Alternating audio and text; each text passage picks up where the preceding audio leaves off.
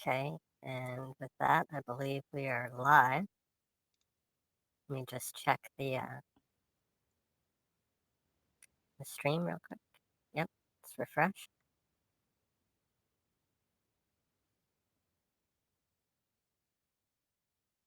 Okay, so welcome to whoever happens to be listening to this. This is my very first live stream, Darkstream, as it were. I'm joined here with Dracky3k and Wunkerful. Dracky is friend from the Athens Discord server, and Wunkerful is joining us here from the Blue Politics Discord server. And today we're going to be discussing Aldous Huxley's infamous dystopian future world, Brave New World. And we're probably going to make a series of these. The first one is going to be focused primarily on the breeding centers and the caste system. So just a quick introduction here for anybody who hasn't read it. The novel opens in the world state city of London in the year AF 632. AF stands for after Ford, and that's roughly the year 2540 in the Gregorian calendar. All citizens of the world state are engineered through artificial wombs and childhood indoctrination programs into predetermined classes or castes based on intelligence and labor. And the story focuses primarily on Leninia Crown, who's a hatchery worker and vaccine nurse, and Bernard Marx, who's a psychologist. So with that, we're going to get started.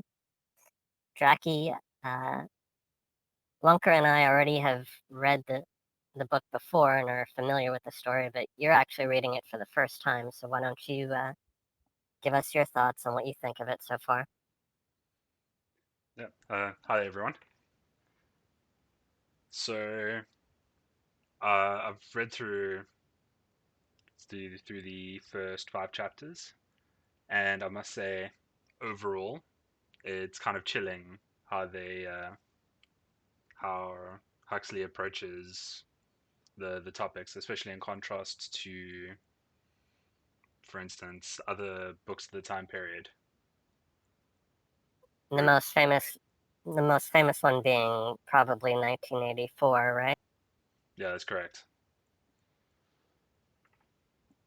And it's kind of like it's a pretty good pain versus pleasure view of the ruling tyrannies.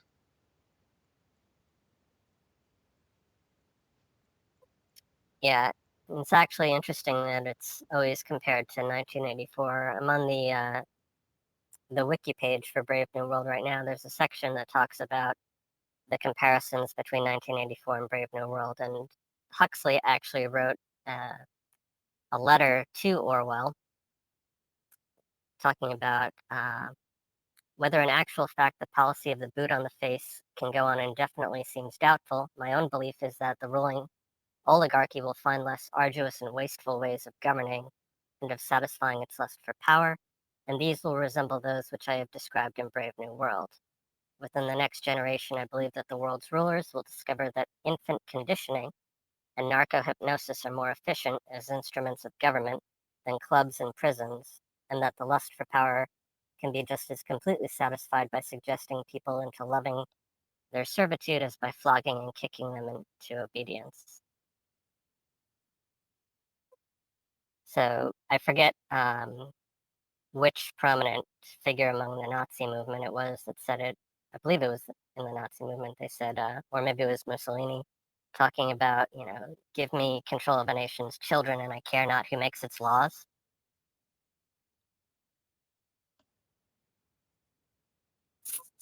So that theme seems very prominent throughout the story. So Brave New World was written before then, I think it was. Yeah, Brave New World was written in 1932, and it's actually very interesting the time that it was written. because it takes place prior to World War II.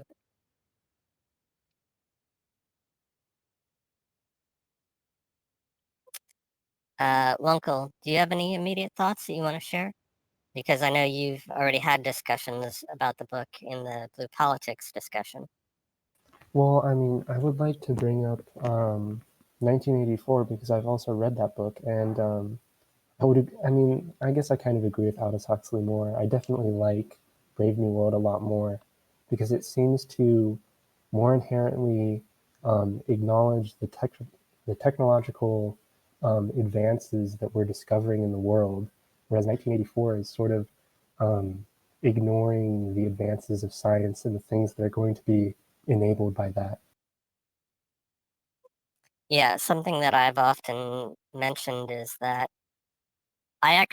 most everybody fears the Orwellian dystopian future, whereas I'm actually far more concerned about the Huxleyan dystopian future because it's a lot more subtle, a lot more pernicious. Um, as Dracky had mentioned, it's a lot more focused on appealing to people's pleasure rather than their sense of fear and pain. And the consequences of that are rather devastating. You can think about things like addiction, for instance. People are addicts because they find whatever drug that they're addicted to be pleasurable or at least removing of pain. So there's that element of it. Uh, Go ahead. No, yeah. It's almost like in a way, Huxley didn't realize that um, the pleasure seeking of humans might be self-driven rather than government-driven. It's like almost he didn't realize that we might just create it for ourselves. Yeah, and that's one of the reasons why I think it is so pernicious because in the book it's even described that the breeding centers that they set up and their entire way of life within the world state, initially there was war and conflict, but ultimately it came down to all of the micro decisions that people voluntarily chose. And so it was society steering itself in that direction in many ways, rather than it being enforced from the top down by Big Brother. Yeah, because if you look at all of Silicon Valley and every tech billionaire, these are people that just decided to do this, and they actually didn't even like institutions. They did it on their own. And the result has been actually pretty similar to the Brave New World, where we're feeding into all of these pleasure systems and trying to maximize the amount of pleasure we can get out. Yeah, definitely. Like all the stuff that's going on with tech censorship in Silicon Valley right now that we're seeing could, in some sense, be considered a form of propaganda with various forms of uh, like shadow banning and the way that analytics are handled, certain people getting silenced or demonetized. And that's not coming from the government, that's coming essentially from like cancel culture and peer pressure and uh, activism. Yeah, so it's interesting because so it's almost like a new world order could be formed, but it's not necessarily going to be formed out of the old institution. Right. Hence a brave new world rather than the old world order. Something else that I think is rather interesting is going back to the comparison between Orwell and Huxley. Orwell is typically thought of as being sort of right wing fascist dictatorship, whereas Huxley is a lot more of left wing communist dictatorship. And Huxley himself, I believe, was an anarcho communist. He, uh, he favored the Kropotskian model of economics, which essentially is basically like hippie commune. Everybody takes care of one another. No, yeah, and something really funny is that I was talking with someone else recently, and they mentioned that Karl Marx was he sort of had like a complex around his parents and like his frustration with the institution, which led him to rebel and come up with this entire idea of revolting and creating a new system. And I think even Aldous Huxley himself kind of hits that archetype of kind of person.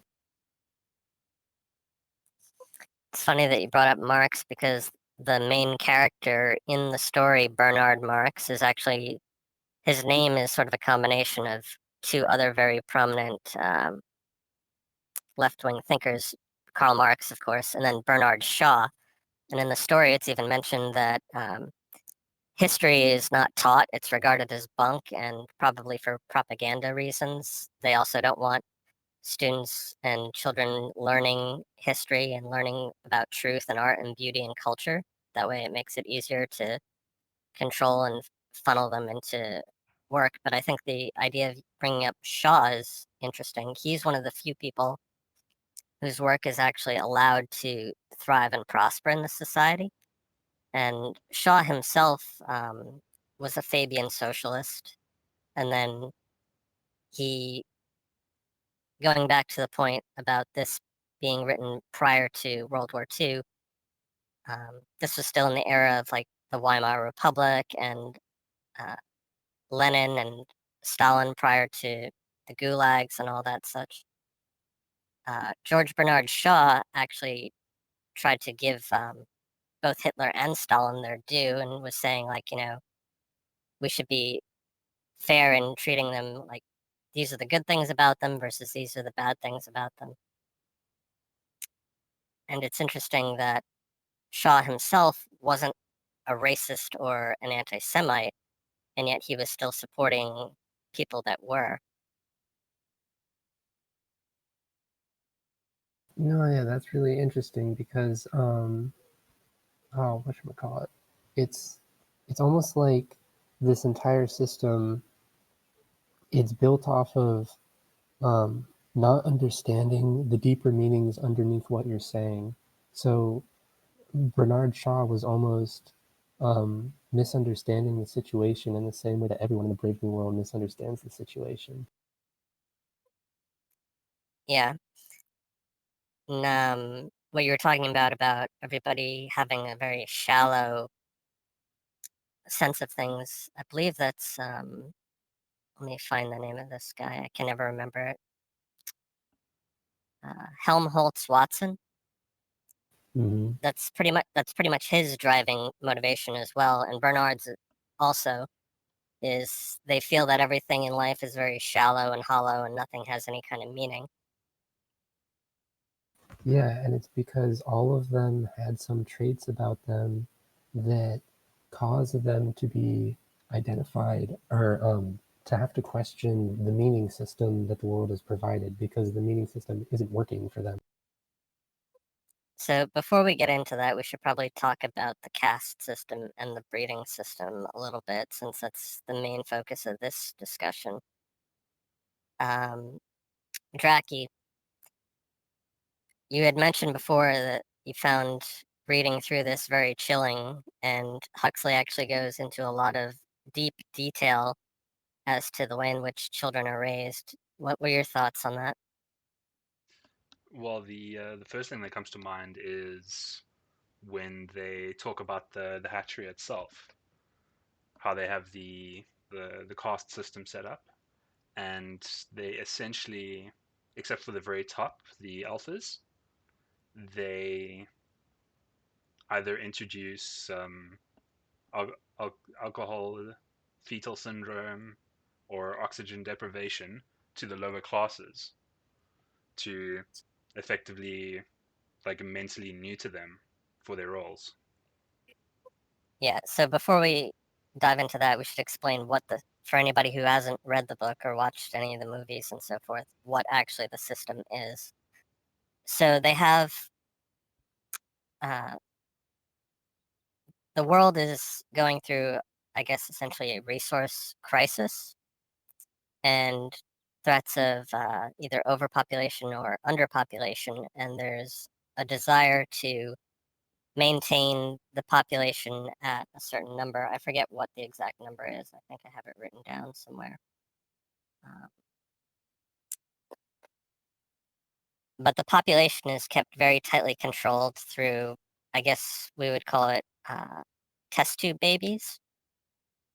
So 70% of the women are turned into what are called free martins, basically rendered sterile.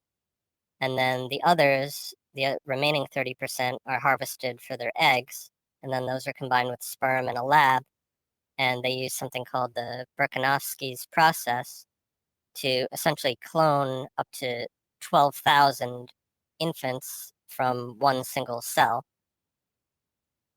And then those babies then go into what the book refers to as bottles, essentially artificial wombs. And then over the course of, I guess, the next 18 months or however long the process of maturation takes, they go through a casting system. And it's not like they're just doing this randomly. They're actually specifically engineering these babies with particular roles in mind. So people are being made essentially to order. So, for instance, if there was a shortage of alphas, the alphas being the people that do all of the thinking and decision making, all the scientists and researchers and propaganda ministers and so forth, then they would make more alphas. And if there was a shortage of workers, like the deltas and gammas and epsilons, then they would make more of those. And so, as you were saying, along the path, they introduce at various stages toxins, or they'll shake the bottle, or they'll deprive them of oxygen and so forth.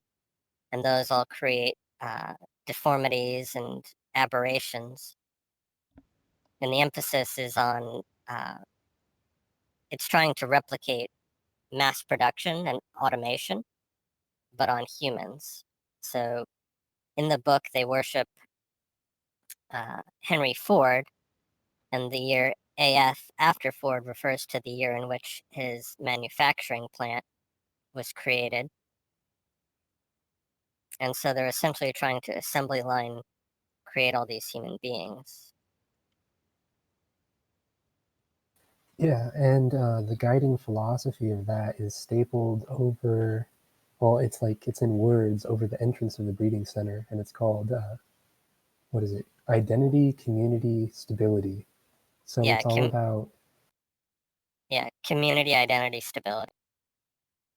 yeah, so it's all about ensuring that everybody has a place and a role in society, and everyone plays their part, and nobody steps out of. If you think about the Hindu concept of dharma, that actually has a very similar connotation to what's going on here.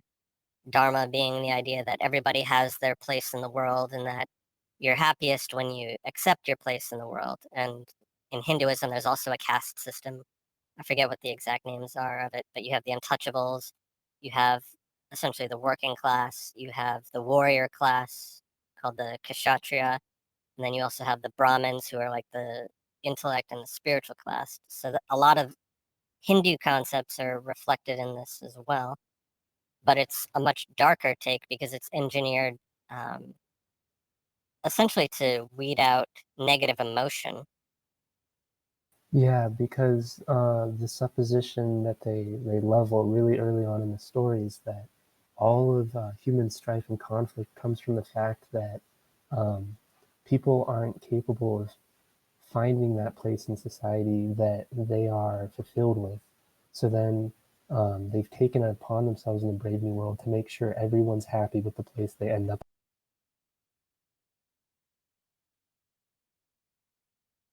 Dracky, did you have anything to add to that? Not really. Or actually, it's I guess the scary part of it is that it's always with these dystopian systems. We always see that it's bringing them down from the lowest level, or to the lowest level rather than raising up the lowest level to the higher levels. And I think that's because they identify that it's so all of religions are trying to enlighten the population, bring everyone up. But if you look at throughout human history, religions have never succeeded at that. So what Aldous Huxley is suggesting is that technology may actually provide the tools in order that to accomplish the goal that religion never can. And part of why it's so pernicious is because there's an element of truth in that. And when Mustafa Mond, the world controller for Western Europe, is talking to the students there, he's explaining to them a little bit of history and saying that things like Christianity and democracy had certain failures, and they were trying to keep people in sort of a regressive and limited state. And we can look back on human history, and there are ways in which you can say, like, yeah, religion has actually kept people in a regressive state. Look at things like mental illness, for instance, used to be considered demonic possession, whereas technology and science actually overturned that and said, no, this isn't some superstitious voodoo mumbo jumbo. There's actually a reason for it, and it actually led to more compassion and sympathy versus what the Judeo-Christian ethos was saying at the time for how to treat these people. And we can see the same thing replicated with like homosexuality or trans rights or women's rights and so forth. So the sort of traditional conservative mindset was standing in the way of their utopia. And so that had to be gotten rid of. And then democracy and liberalism followed suit. And there's also attacks on art and culture and history and so forth, which actually sounds oddly similar to what's going on today. But the Brave New World is also inherently intolerant in a sense because it does not allow minorities to exist. There is no such thing as a minority in the Brave New World, right? Because everybody is created into what the norm is from birth.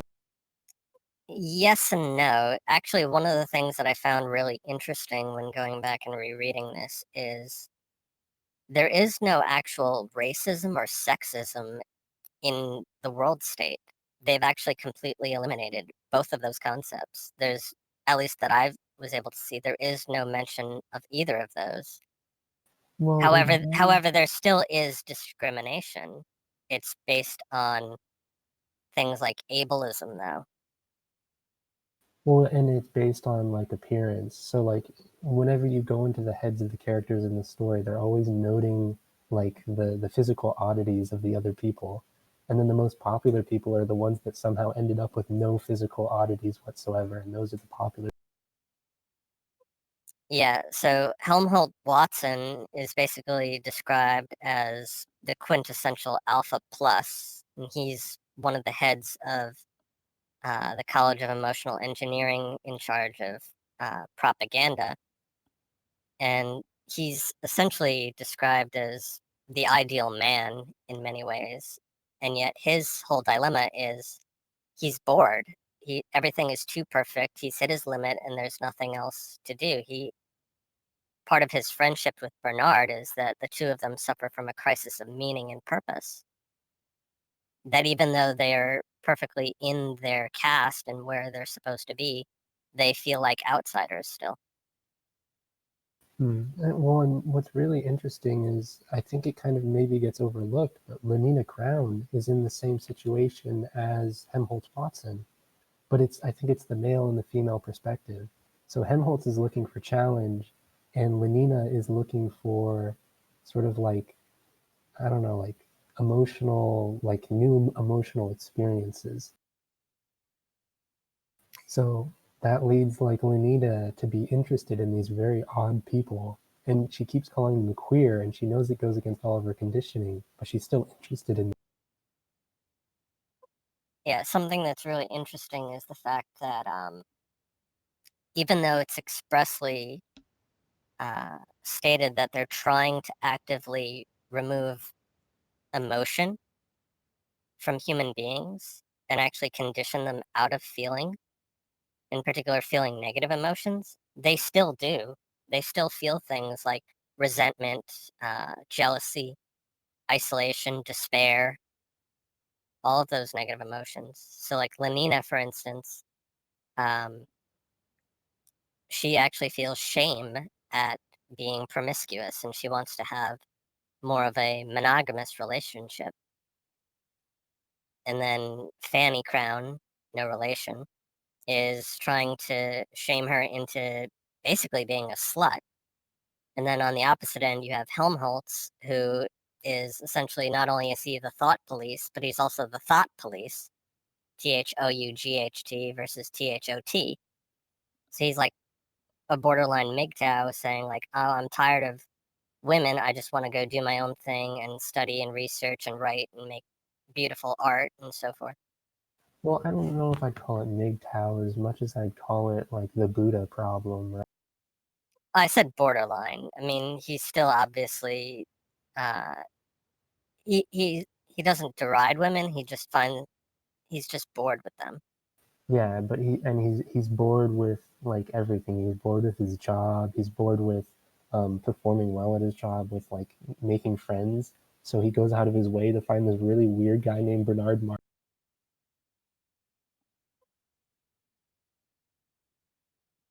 It's kind of the like the situation where a rich person has too much money and doesn't really know what to do with it anymore. Yeah, and that's why I called it the Buddha problem, because I think that's literally the problem that Buddha had, is that like he was actually like a very successful, happy person that had like a wife and everything, and then he just ended up like just walking away and trying to figure out what the heck existence even. It's ironic because a lot of times we'll see all these rich people get into socialism and communism and identity politics specifically because they have all this money, but they feel a sense of guilt or boredom and they're looking for something to do or trying to raise their status in other ways, No, yeah, and yet never actually giving away any of their resources voluntarily. yeah, and isn't that sort of what Bernard or Karl Marx and Aldous Huxley themselves were also? You know, they're all these sort of like intelligent people who are just like just searching for like an explanation for what they need to be. There's a bit of a Faust element as well. I don't know if you're familiar with that story by I think it was Christopher Marlowe. It's um, we think of like the Faustian deal, somebody who's reached sort of the height of intellectual and scientific knowledge, but they have nowhere else to go from there and they're bored. So they make a so called deal with the devil to sell their soul in exchange for finding new and interesting things in, say, the occult, for instance. So something like Full Metal Alchemist or Doctor Strange would be more contemporary examples of that. And so Helmholtz is kind of in the same predicament where he has no limitations, and so he has to go out into the taboo territory in order to find that.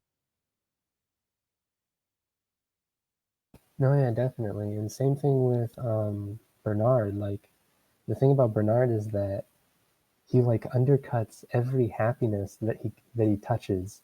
So whenever anyone tries to bring up one of like the sleep teaching phrases to him, he like he says how many times it gets repeated to them throughout their entire life. He like completely refuses to engage with it.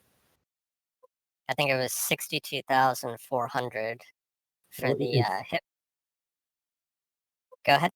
well, it's different for every phrase, and so whenever he hears the phrase, he lists off the specific number of repetitions for that specific. Okay. Yeah, I have in my notes here. He says, it's not enough that the words are good. What you make with them ought to be good too. And he actually expressly tells Bernard, he's wishing to infuse violence and chaos and drama into his life. But how do you do that when all you're doing is just writing slogans and jingles?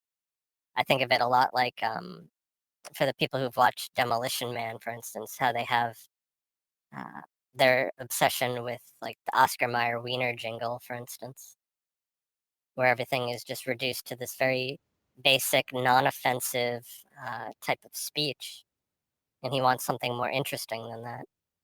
No, yeah, it's really strange. It's like it's like trying to find words that are catchy rather than words that make you feel something. And it's like there's a specific distinction between that. Things that stick in your brain are different than things that make you feel things. I think the word that he uses in the book is piercing. Like he wants his writing to be piercing and to reach people at their soul.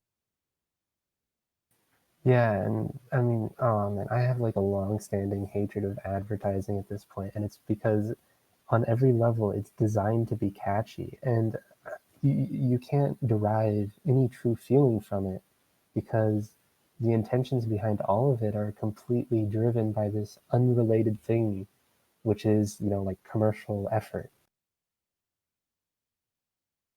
And it seems like in the Brave New World, everything is guided towards commercial effort. It's all about keeping everybody consuming, keeping them. Yeah, and one of the hypnopedic phrases that they use is ending is better than mending. And the idea being that all of their games and activities and so forth are designed with essentially planned obsolescence in mind, where the whole point is to just maximize consumerism so that they're constantly using resources, which in turn gives the people that are in the working class something to do to keep them productive and useful, and also feeling like they have a sense of purpose. Because even at the lower levels, with like the epsilons, for instance, if they didn't have a sense of purpose, it's like, what do you do with these people? And actually, this brings me into something else that I wanted to talk about with regards to uh, the breeding system in particular. We were talking originally that Huxley had written Brave New World in 1932, and that sort of falls into this uh, middle period where Mendel's discovery of genetic breeding was already well known. However, we hadn't yet discovered DNA at that point. So the entire process that's used in Brave New World is actually one of uh, selective breeding and eugenics. And actually, Bernard Shaw, going back to him, he was very much in favor of eugenics, as was Huxley himself. But this was prior to World War II, when we saw what the dark side of Nazi eugenics was. So he was still using it in the way that what's that one famous scientist who recently got in trouble for talking about this? Dawkins. Yes. So he was thinking of it in the sort of Richard Dawkins sense of the word, where like, yes, we know that people can be bred to uh, direct the course of uh, their expression, but they hadn't actually discovered genetic engineering at that point. And so I have actually written a series of short stories called Beyond the Pale that talks about that, where we've, in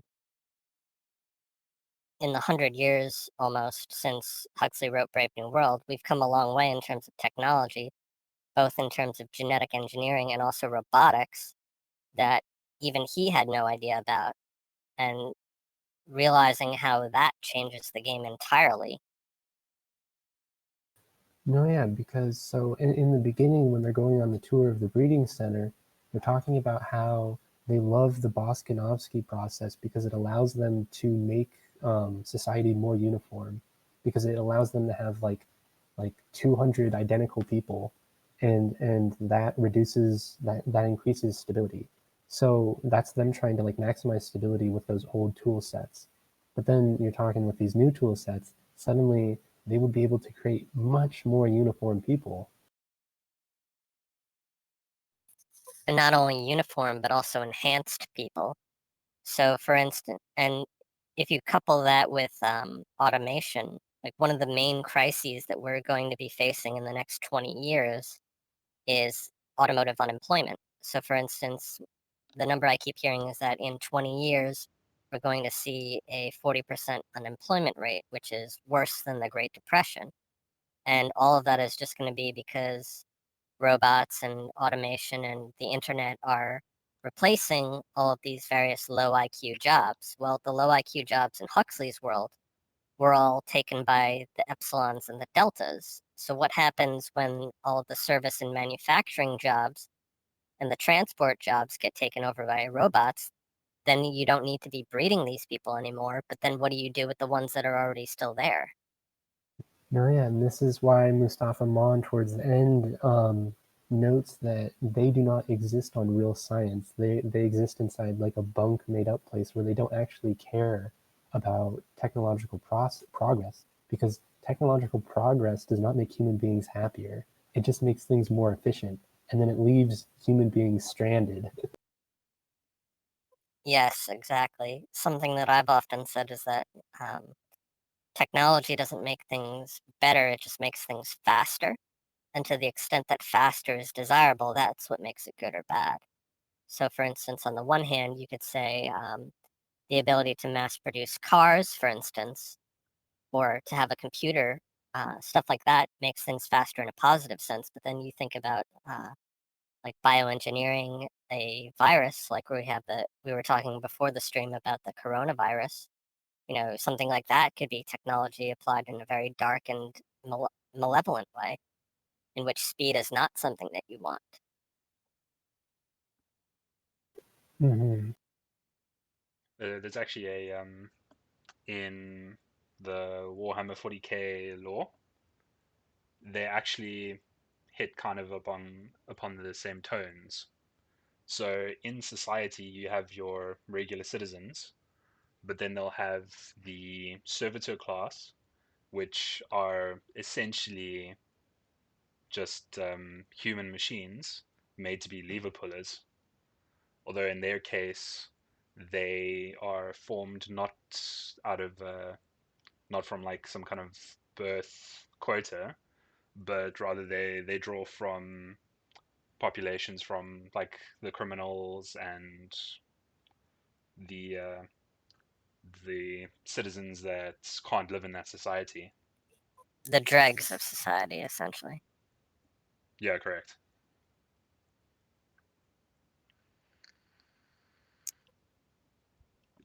Going back to the subject of technology and how that affects the Brave New World, have either of you ever seen there's this documentary called Obsolete? No, I haven't. I haven't either. All right, so there are three. I've been talking to people for a long time about automotive unemployment, and there are really four documentaries that uh, everybody should watch along those lines. The first one is the Venus Project. The second one is CGP Gray's Humans Need Not Apply. The third one is a documentary called Will Work for Free. And then the fourth one is Obsolete. So the first three of those, like the Venus Project essentially is the technological side of Brave New World. It's like all of the good things about Brave New World, the harmony and efficiency and everybody having their place in the world and nobody having to suffer and all that stuff. The second two talk about automation as more or less a good thing and like, oh, look at how technology is going to liberate us and free us from all of this drudgery and work that we don't want to do and so forth. And then obsolete uh, sort of takes all that and flips it on its head and shows sort of the dark side of this. Are you familiar with the mouse utopia experiment?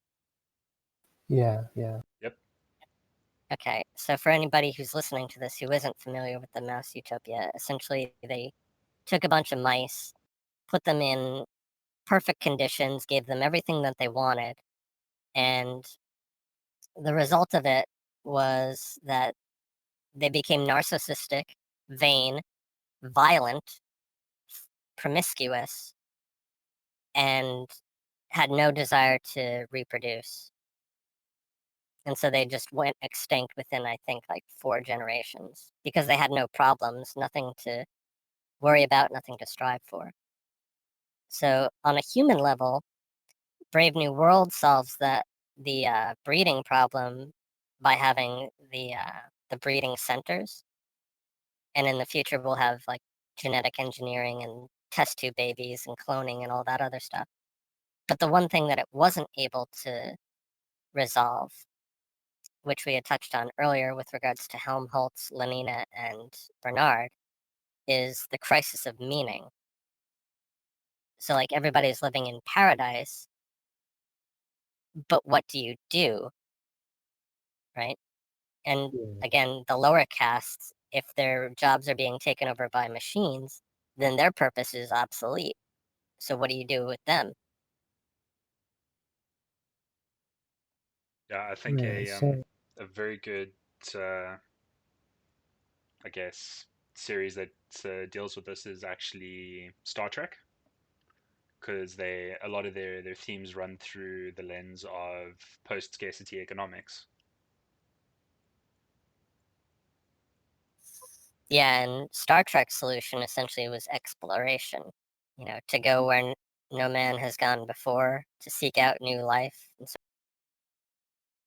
we'll see. So like the optimistic viewpoint on this is that human beings are happy for things to change and that they would be willing to adapt.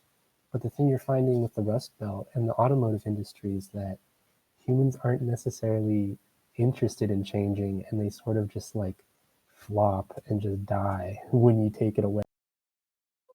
yeah, so we had started this by saying like the Orwellian state is more of like the right wing, whereas the Huxleyan state is more of the left wing. And then temperamentally, we know from like Jordan Peterson's studies of like the big five personality types that liberal and conservative temperaments actually, I'm sorry, liberal and conservative ideology actually splits along uh, personality and temperament. So the liberals are the much more open and exploratory types, whereas the conservatives are the much more closed off, conscientious types. And so for people that are conservative minded, like you would see in the Rust Belt predominantly, they don't want things to change. They want things to remain as they are and keep to tradition, whether it's religious or political tradition, to keep things very small, constricted, closed borders. Whereas the left is more concerned about venturing out away from the tribe, openness, exploration. And Dracky, to your point, Star Trek is the ultimate in exploration. It's the final frontier, as they say. Space is theoretically infinite. So you have all of this room to grow and build and explore. But in Brave New World, at least, they don't have space technology yet. So they're limited to the planet, or even in some cases, the city in which they live. No, so that liberal versus conservative split is very interesting, and it's almost like I wonder if that in some way is hidden or obscured in the Brave New World. Like some of those people must be more liberal and some of them must be more conservative, but underneath all the conditioning and all of the soma and everything, it's hard to even notice that those things are going on because they're trying to suppress those individual preferences that would normally appear in people. Yeah, and the other thing too is that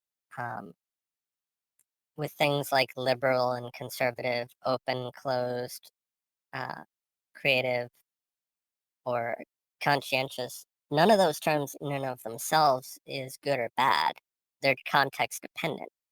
So somebody like Helmholtz, for instance, would be very conservative, but he and Bernard and Lenina are trying to venture out and explore and deviate from the established order. So in that sense, they would be much more liberally minded.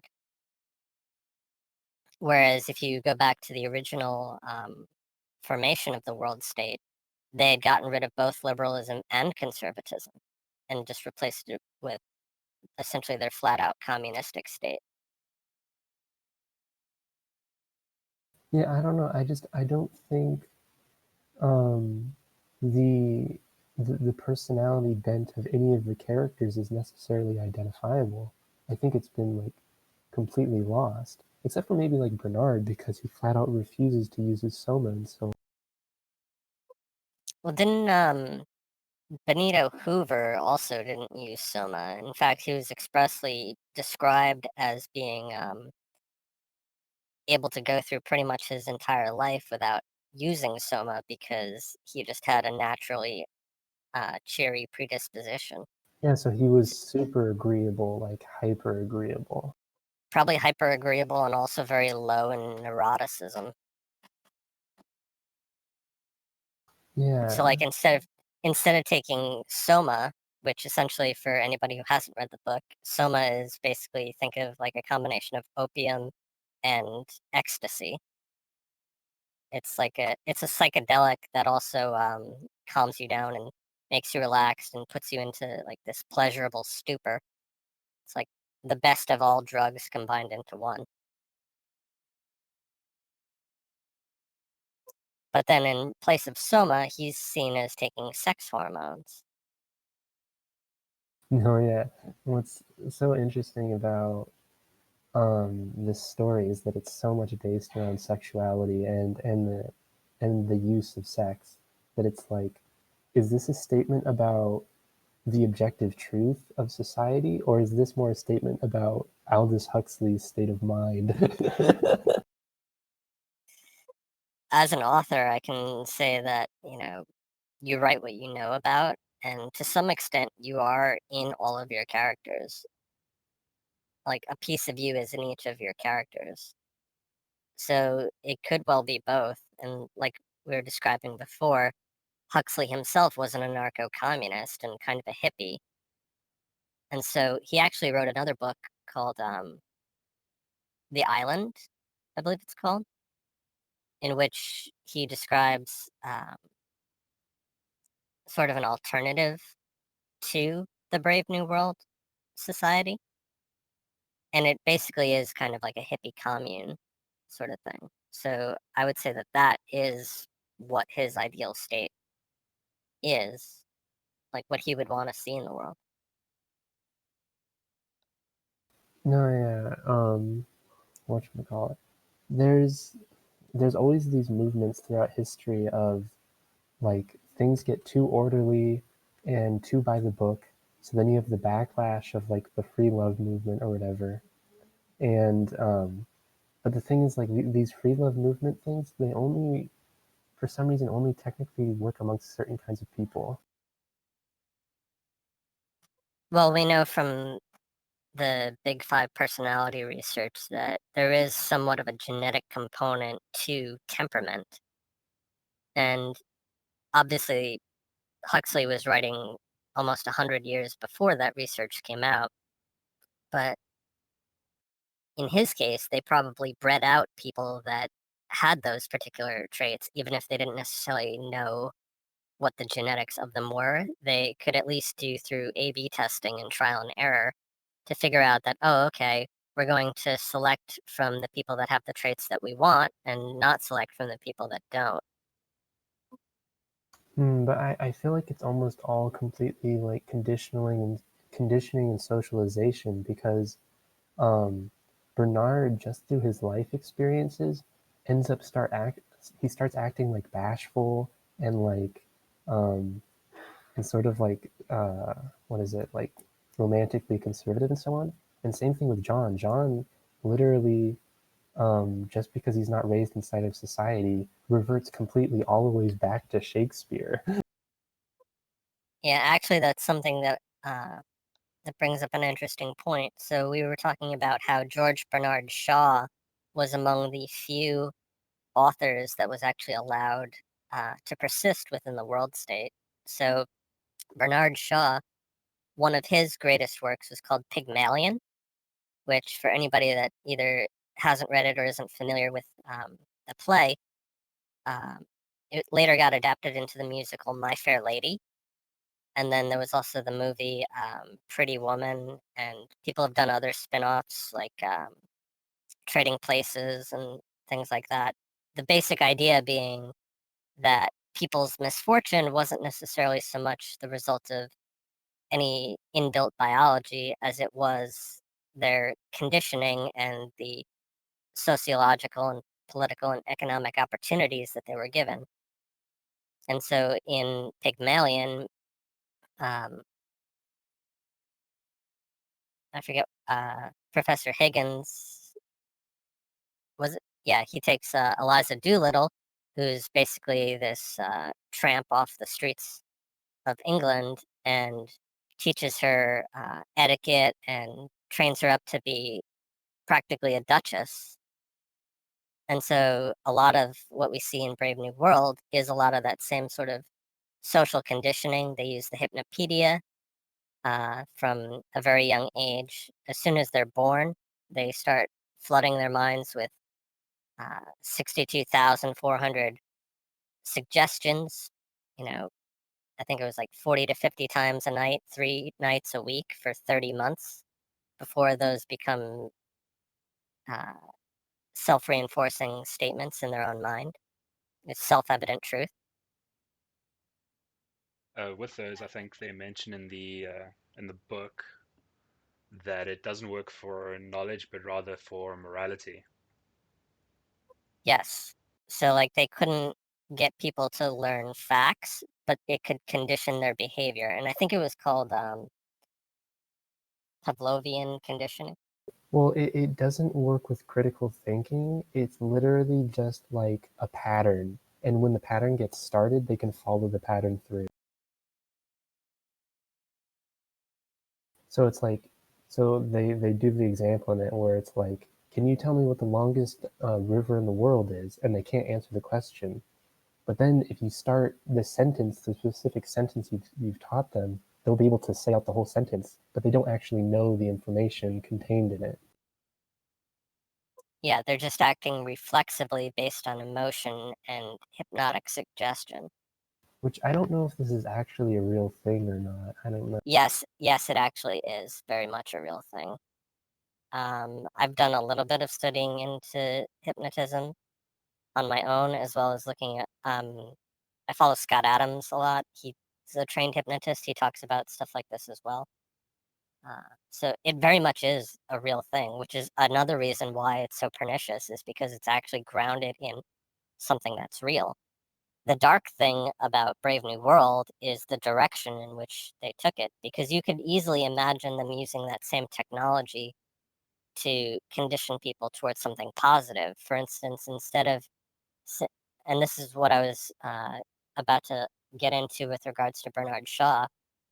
Uh, so he had written Pygmalion, which was about the idea of social conditioning.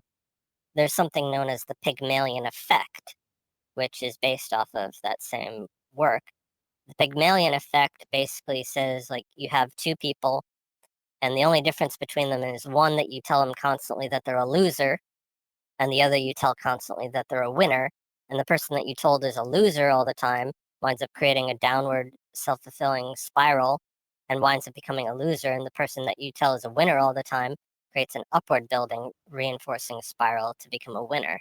Sort of like the power of positive thinking versus negative thinking. Oh, so this is where your stances on identity politics come in, because identity politics is conditioning that is making some people winners and some people losers based off of these humongous generic statements. Yes, and it's essentially keeping people trapped in different castes within society. Okay, yeah, I get that. Yeah. So So for yeah, instance, sorry, go ahead. just to touch on that. So it's actually a pretty interesting thing. So I taught a couple of college classes for game design, and when I was getting my teaching certificate, they actually touch on this quite often, and there is quite a few checks in place when it comes to things like lesson plans to try and get rid of biases, especially with students that aren't doing so well in the class, to kind of like take them out of that downward spiral. Yeah, and a couple of the recent videos that I had put out on my channel are exactly along those same lines as well, using pacing and leading. That's something that Scott talks about all the time as well. When I teach, actually, and I do like art critiques and stuff in art servers, and I've taught art classes as well, one thing I always try to do is give somebody both at least one thing positive that they did right and one thing negative that they did wrong. That way, you're not just beating them over the head, making them feel like they suck and are a loser, that you're actually reinforcing what they're doing right while also giving them something to improve on and push themselves. So it's kind of going back to what we were talking about order, chaos, liberal, conservative. So the conservative would be like the explored territory, what you've already established as working, and that you want to that's worth preserving and you want to maintain. Whereas the unexplored territory is more of like the liberal mindset and the things that you still need to push, that you still need to work on. And that can apply at all scales of society as well, even down to the individual and how you're teaching them and what lessons you're reinforcing in their mind. No, so what's really crazy about Brave New World is that Brave New World sort of like agrees with all of this and then implements it and solves the problem of society by like executing it perfectly. Because what's happening in the world right now is that we're all being conditioned in these random and hodgepodge ways, and that's creating social strife. And he identifies the source of it as fathers and mothers. And so the world controller is just ranting about how insane it was. So then what happened is the state, who has figured this all out, is thereby ensuring that conditioning just never goes wrong because it's inherently how humans function, and you just need to make sure that it's not done in a way that makes them conflict with each other. Which, as the main conflict in the book shows, that's basically impossible. You can't breed out the negative emotions from people entirely. Yeah, there will always be some catch, and it's like you can force it and try harder and harder and harder, but those failings just end up resonating and then unraveling everything. So Bernard undoes all of his conditioning. Um, John just reverts back instantly as soon as he leaves society. Yeah, John's main complaint with society, like when he first got into it, he thought it was beautiful and glorious and wonderful. Like, who wouldn't want to be having sex all day and not having to deal with violence or hard work? But then it also runs into what's known in philosophy as the problem of evil. I don't know if you're familiar with that concept. No. So in philosophy, there's something called the problem of evil, which says, if God is all powerful, all knowing, and all loving, why does evil exist? And it's something that philosophers try to figure out. My personal answer to the problem of evil is that it gives us something to do. It gives us meaning and purpose and staves off boredom, and it always gives us a new challenge to try and overcome so that we're not stagnant. Yeah, Right? I don't know. My stance on it is that God is evil. Like he encompasses everything. So what's really weird is that monotheistic religion has gotten to this point where they're denying basic human aspects and saying they're not a part of the divine. Well, that's certainly one possible answer, is to say that if God exists, then he isn't all three of those things at the same time. But at the same time, you can also think about like the society that exists in Demolition Man, right? They haven't had to deal with violence for however many years, and they became acclimated to that, so that by the time a problem actually did occur, they had no idea what to do, and they had to resort back to John Spartan and the old way of doing things in order to stand a chance of even just surviving this new threat. Yeah, and that's literally what John is. John is something from the past that they are unequipped to handle. And so all these infantile adults that don't know how to handle like real difficult things, it's just like a glitch in the system, and he just like destroys everything everywhere he goes. Yeah, John grew up in the Savage Reservation, which basically was an analogy for our time and our society. Hold up, there's an alarm going off.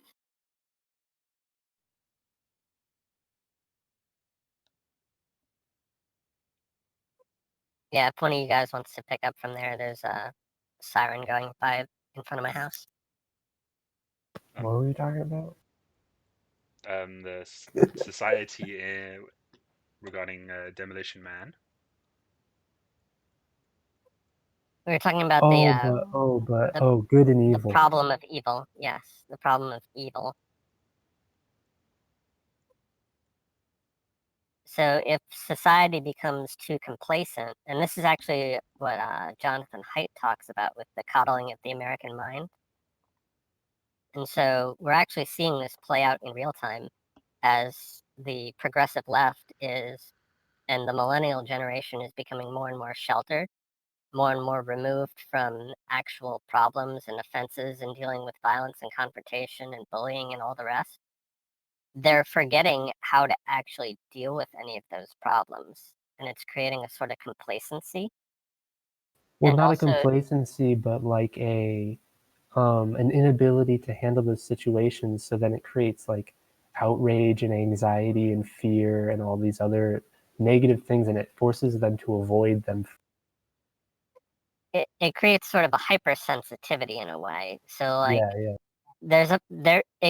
it could well be that there's a part of the human condition that is hardwired to I think it's called the spotlight effect, wherein if your brain detects that there's some kind of problem, it'll freeze up and then it'll scan around for anything in the area in the immediate environment that's even remotely um, out of place and not as it should be, or even vaguely threatening. And it'll cast a spotlight on that, and it'll highlight whatever the most chaotic element around is, so that your brain can then go to work in figuring out how to deal with it. So with what we're seeing with the progressive left, for instance, is and millennials in general, is because they haven't been through a lot of the hardships of, say, the greatest generation, the lost generation, the people that had to go through like World War II and fight actual Nazis, for instance, or the people in the savage reservation where they're constantly dealing with violence and thievery and murder and gang warfare all the time. Because they're not having to deal with actual threats, but they have that inbuilt wiring to detect threats, they're amplifying and magnifying the most minor of threats to that same level, when for anybody else that wouldn't be regarded as a proportional response. No, yeah. So John is actually like the most capable person on the planet, but because no one else is capable, he feels insanely alone, and it just like and that capability gets turned on himself and into like his immolation and all that stuff.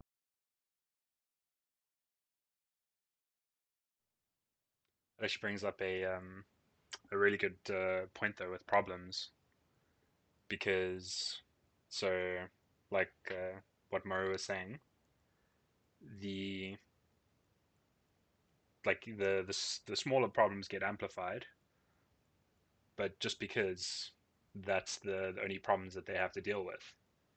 So I'm from South Africa, and it's got one of the highest metropolitan crime rates in the world.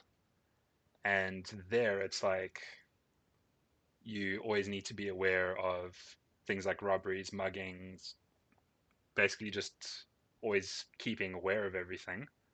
And as a result, like I've since moved to the UK, and here it's like the way people deal with problems, it's definitely like blown out of proportion.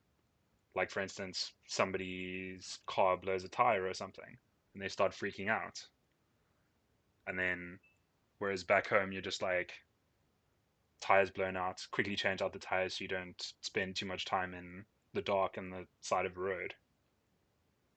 The same is true if you're living in like the ghetto or any rundown part of the city. So I live in the shadow of New York. I've been to the lesser parts of New York many times. I used to live in Savannah, which is one of the highest murder rate cities in the entire United States.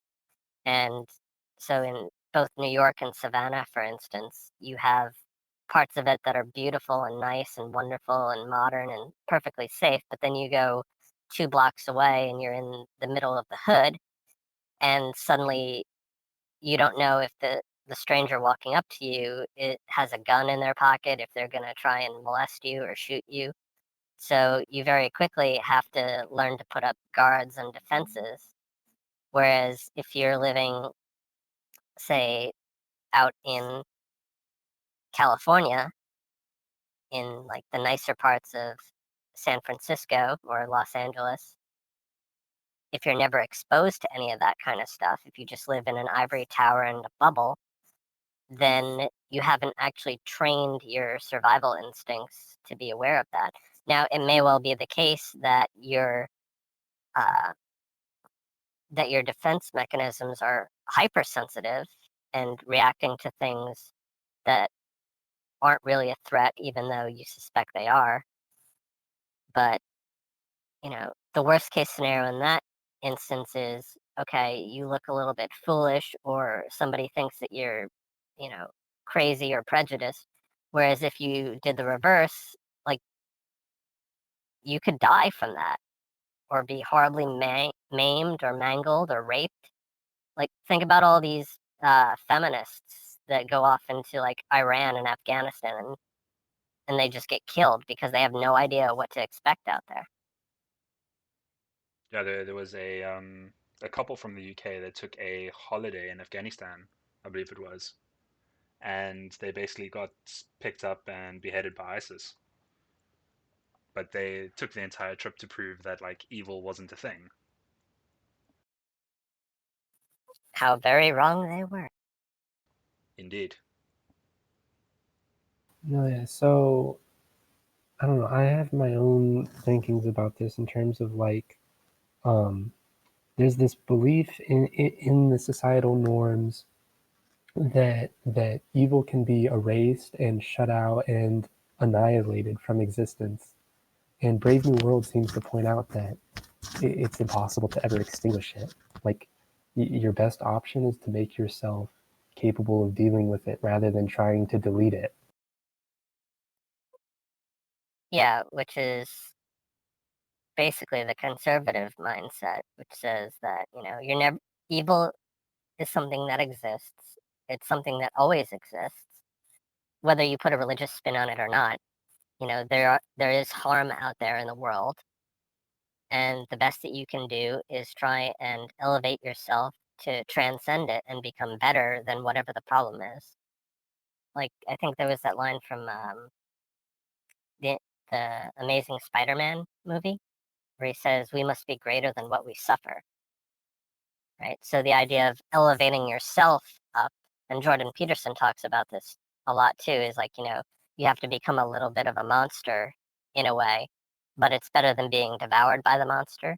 It's like the hero has to rise up to go out and slay the dragon if he wants the gold, and to not be eaten by the dragon.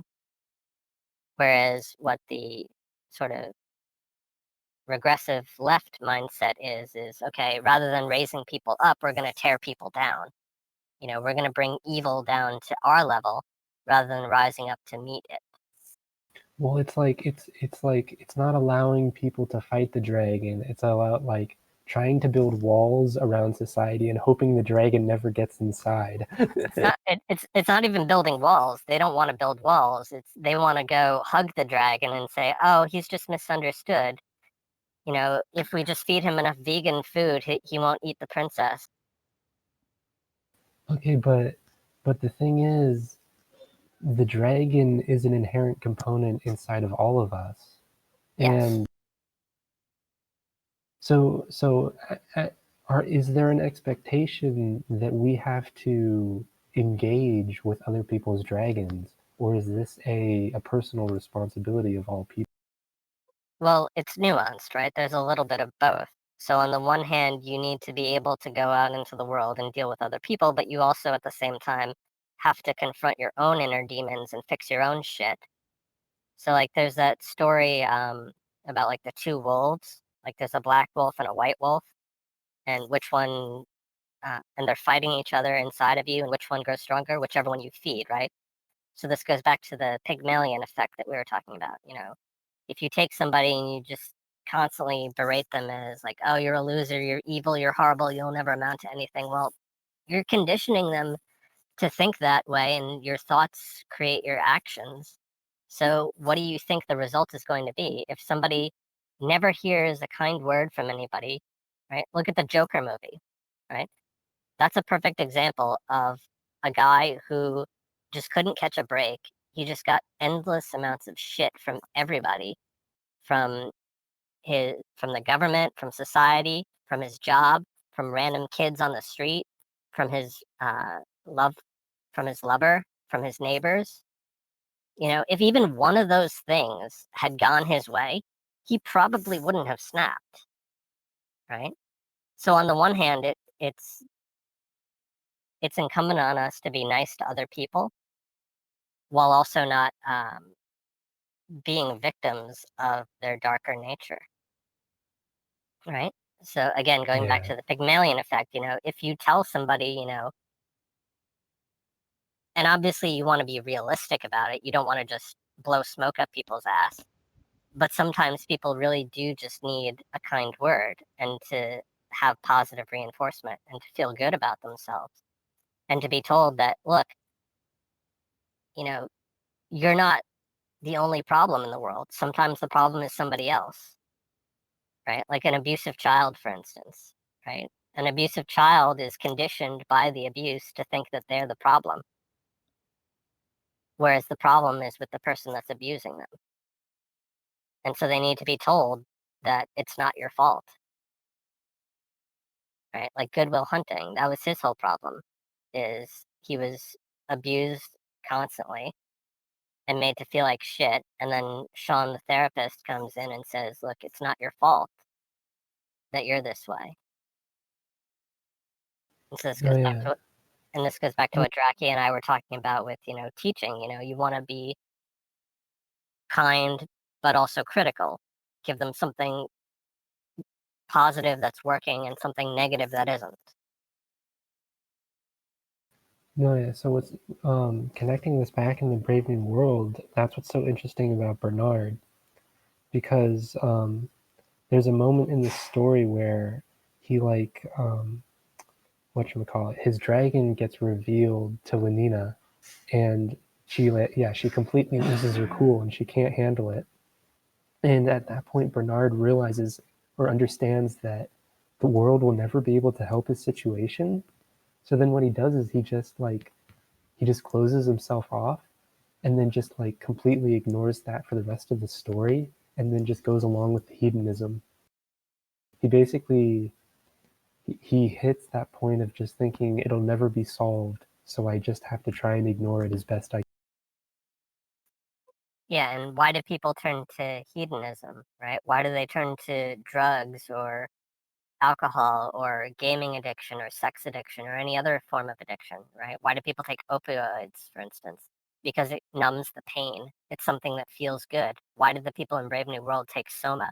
Because it feels good. It numbs the pain, right? Like Linda grew up, she was originally from the world state and I'm sorry. She was from the Savage Reservation, but she was brought to the world state and got that small glimpse of heaven before being dumped back out into the Savage Reservation. So it's like you're somebody who's being lifted up from the middle. To give an analogy, it's like if you're being lifted up from poverty in the middle of Central Africa, brought to Las Vegas, and then dumped back in the middle of the wilderness.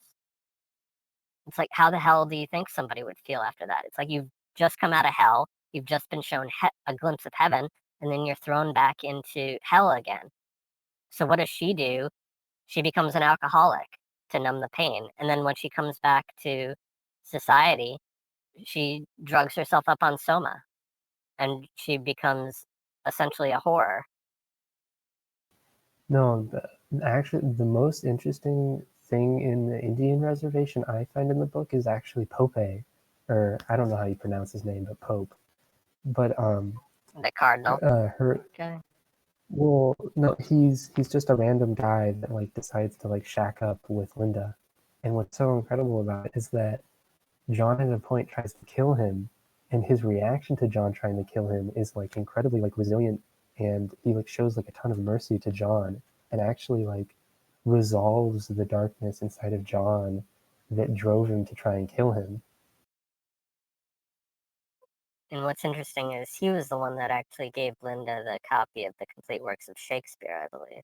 Yeah, so Pope is actually an incredibly like mature and strong person, but from like the perspective of the book, he's kind of an unimportant character, and I guess John kind of, I think, consciously hates him and doesn't like him, but in the background, Pope is actually like a really like important, really good person.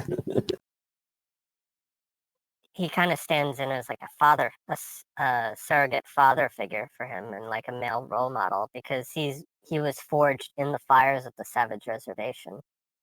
And so, like what we were talking about before, if you grow up living in hardship, you have to be a little bit hard. You have to be a little bit tough love. But at the same time, relative to what he could have been, he's somewhat kind and compassionate. And probably some of that was from him studying Shakespeare. Yeah, so John, I think like he was just very confused, right? Because it's like Linda was always like 50-50. Sometimes she loved him, sometimes she hated him. And then Pope was like kind of like only like partially committed. He was mostly absent. And then the rest of the Savage Reservation just didn't care about him at all. So John Yeah, is essentially like the archetype of the troubled teen. yeah, the troubled teen who has like a deadbeat dad, for instance. Like, don't they grow up in like practically a trailer park almost? Yeah, pretty much.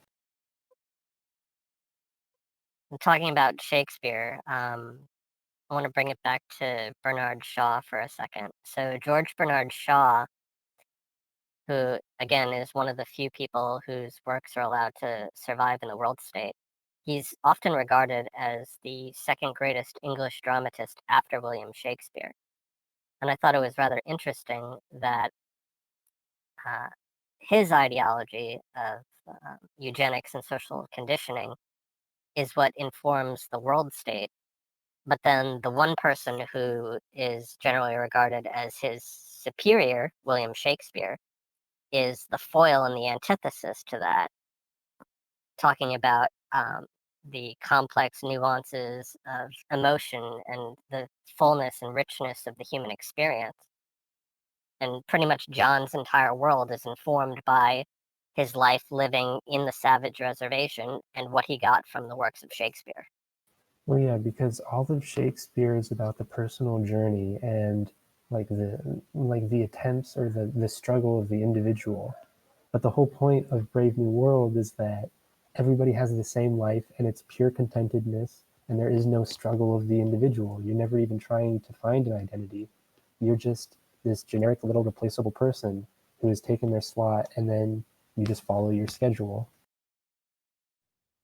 I think that's probably like my main issue with the society presented, because it's taken away the human condition, and it's changed humanity into kind of a perpetual machine rather than one of actual like cultural self-determination.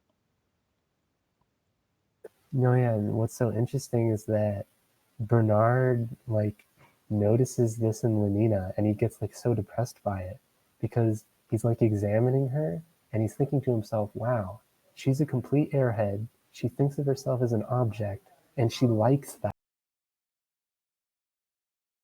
Like Bernard notices in Lenina that she thinks of herself like a machine and that she's happy with.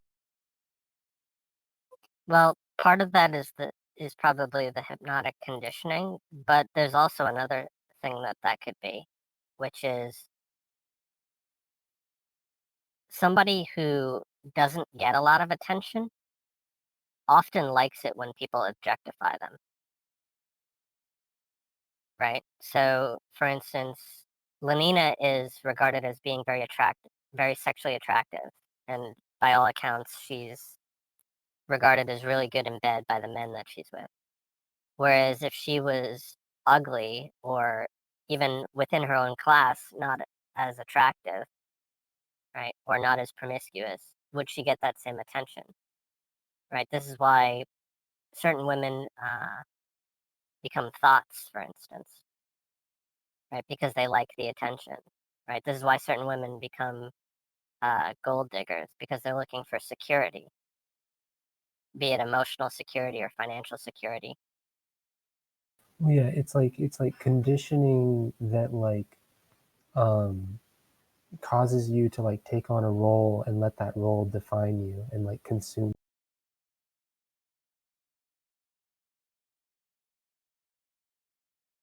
I'm trying to find in my notes, there was something specific line that Helmholtz used.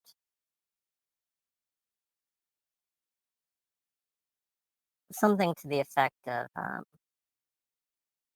he and Bernard were both unique in the sense that they both realized that they were individuals. Yeah, they share a unique knowledge that they are individuals. Both feel a deep-seated lack of meaning and purpose in their life. Yeah, And go ahead. well, what's so weird about that is that it's like their difference has made them have to try and find more. But then it's like if you're not different like Lenina, you're perfectly fine being nothing. So it's so weird that like technically the system kind of works, and a person can be convinced to be okay with being nothing.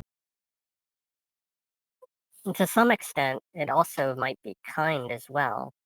You could think of it in the sense of like, okay, let's say that somebody is born with some crippling genetic disorder, right? Like maybe they can't walk, for instance.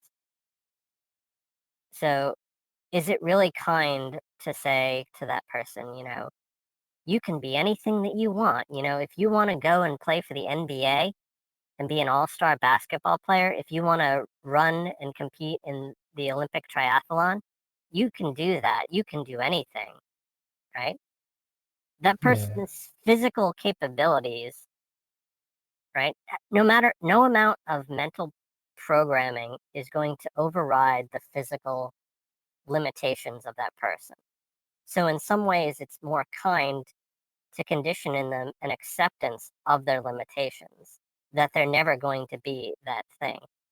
And this goes back to what I was saying before about why the Huxleyan dystopia is so pernicious, is because in many ways it evolves slowly. Like in the book, we're given a very stark contrast between how the world is versus how our world is.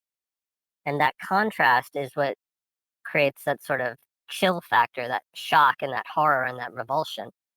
But if you were to roll it out slowly over the course of centuries, like Brave New World doesn't take place for another 500 years, the actual story. In fact, the inciting incident for the world state doesn't even happen until 2058, right, with the 9 Years' War. So that even that inciting incident is still in our future. But if you were to roll out a lot of these ideas slowly over time, each little inch of that would sound reasonable, it would sound kind, it would sound compassionate. And it's only when you look back across the entire span that you notice that anything was lost. No, yeah, definitely. Although the thing you're talking about, kindness to people in their limitations, there's an interesting point to that about the way they're conditioning people. They condition prejudices between the classes into them. So the alphas are conditioned to hate things about the lifestyles of the lower castes, and the lower castes are conditioned to hate things about the lifestyles of the upper class. So it's like there's an inbuilt class warfare almost that increases the happiness of everyone in their circumstance. Yeah, so this goes back to what I was saying before about prejudice, in the sense that we understand it today, is actually all but eliminated from their society except for two areas. One is ableism, right? Judging people based on their physical deformities and their aberrations and their failing to live up to some sort of ideal. And then the other is what you could call pretty privilege, right? So Bernard resents a lot of his fellow alphas because they're a lot prettier than him. And then a lot of the other people resent Helmholtz because he's a lot prettier than them. Right? And you could think about women in our society, for instance, if they're very physically attractive, or men too, obviously, but it's more noticeable with women, right? If that person is particularly attractive, they can get away with a lot of shit that somebody who is ugly couldn't get away with. And then, like you were saying before, a lot of the resentment that's felt between the other classes is the result of those physical deformities, which we were describing at the beginning of the stream as, for anyone in the lower class, they're deliberately bred and conditioned to have those deformities. Like they put alcohol in their bloodstream, for instance. In fact, Bernard, there's a rumor that goes around throughout the book that somebody mistook him for a gamma when he was in his bottle, and so they put alcohol in his bloodstream, and that's what caused all of his deformities, for which he gets ridiculed. And then in turn, because he's an alpha and has been psychologically conditioned to think of himself as an alpha, when he's around the other alphas and gets treated like crap for it, that creates that feeling of resentment, which is only enhanced when the lower castes view him on their level as well. No, yeah, but it even goes beyond that because they condition them against like the colors of the other classes of the other castes. They condition them against like activities. So like the lower castes aren't supposed to like doing the things that the upper castes like doing. So it's almost like, well, you know, like Bernie Sanders, he's like hating on the billionaire class, and there's these people that like hate on the lifestyles of the rich. It's almost like um, convincing people to accept the order or accept their circumstance by convincing themselves that they don't want what the other people have. So there are two things to separate out from there. Number one is, are there actual physical, biological limitations that prevent somebody from doing that? For instance, would it make a lot of sense for somebody who is 4 feet tall to resent the fact that they can never be an all-star basketball player, right? They're fighting against their own nature if they do that. So in that sense, this goes back to what I was saying, it would be a lot kinder to just condition them to accept, like, look, you're never going to be 6 feet tall, right? Short of some technological marvel, right? You're never going to be able to change your height. So the best that you can do is just accept that there are certain things that you can do and certain things that you can't do, and try and look on the bright side of that and to focus more on the positives and all of the advantages that you do have versus fixating on all of the negatives and the disadvantages that you have. Yeah, so the thing about society Mm. today is because we have this freedom and there's no predestination, people can get stuck on failure or falling beneath their potential. Whereas in Brave New World, no one ever gets hung up on falling below their potential, aside from like Bernard, who is like a huge outlier. Yeah, so part of the reason why there's a lot of resentment, particularly on the left, for people in a privileged state is because they view it not as the result of biological differences, but by the result of sociological, political, and economic differences, right? So men aren't in, men don't take something like the gender wage gap, right? Which has been debunked a million times, but they still believe it, right? So the feminists will believe that they earn less than men on average because of systemic sexism, for instance. Even though we have plenty of data to show that that's complete bullshit, it's not that there isn't sexism. It's not that whatever sexism exists isn't still bad. It's just overblown and overhyped, and their response is not proportional. That a lot of the resulting differences come down to various choices that they make, or things that are different in the average physiology. For instance, men tend to be more aggressive. They tend to prefer working with objects more, whereas women tend to prefer working with people. Men tend to take more dangerous jobs, for instance, as a result of either conditioning or inbuilt desire or choice. So, to some extent, it doesn't make sense to resent or have any kind of prejudice towards something that you can't attain anyway. Whereas if their narrative was correct that, oh, it really is just they're holding it from you, then yeah, they would have every right to be angry about that. Who wouldn't be angry about that if it was actually the result of bigotry and oppression? No, yeah. So then it seems like pretty much like all of like Jordan Peterson and all this like self-help stuff is about like convincing people to like let go of those frustrations.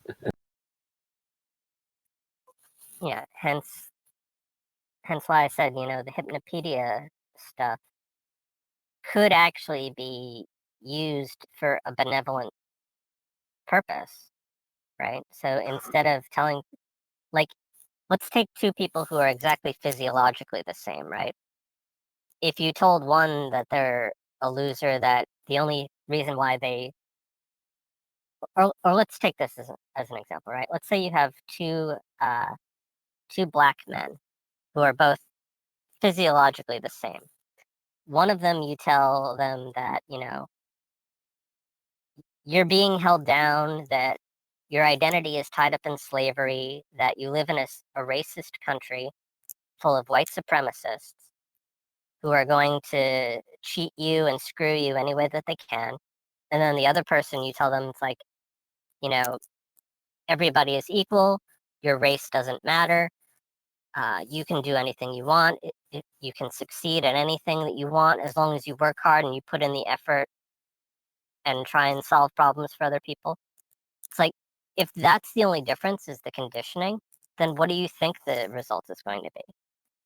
Right? Obviously, the person who is given all the positive reinforcement is still going to suffer hardship. They're still going to suffer racism, right? Even elements of systemic racism and bias. But by and large, you can probably predict with a fair degree of accuracy that they're going to go on to lead a much more successful life. Same thing with women, same thing with any form of identity, right? Obviously, there is some element of bigotry involved. And that goes the same thing for like cis white men too, right? We're starting to see an inversion of the pyramid where cis white men are being denied a lot of things for being cis white men.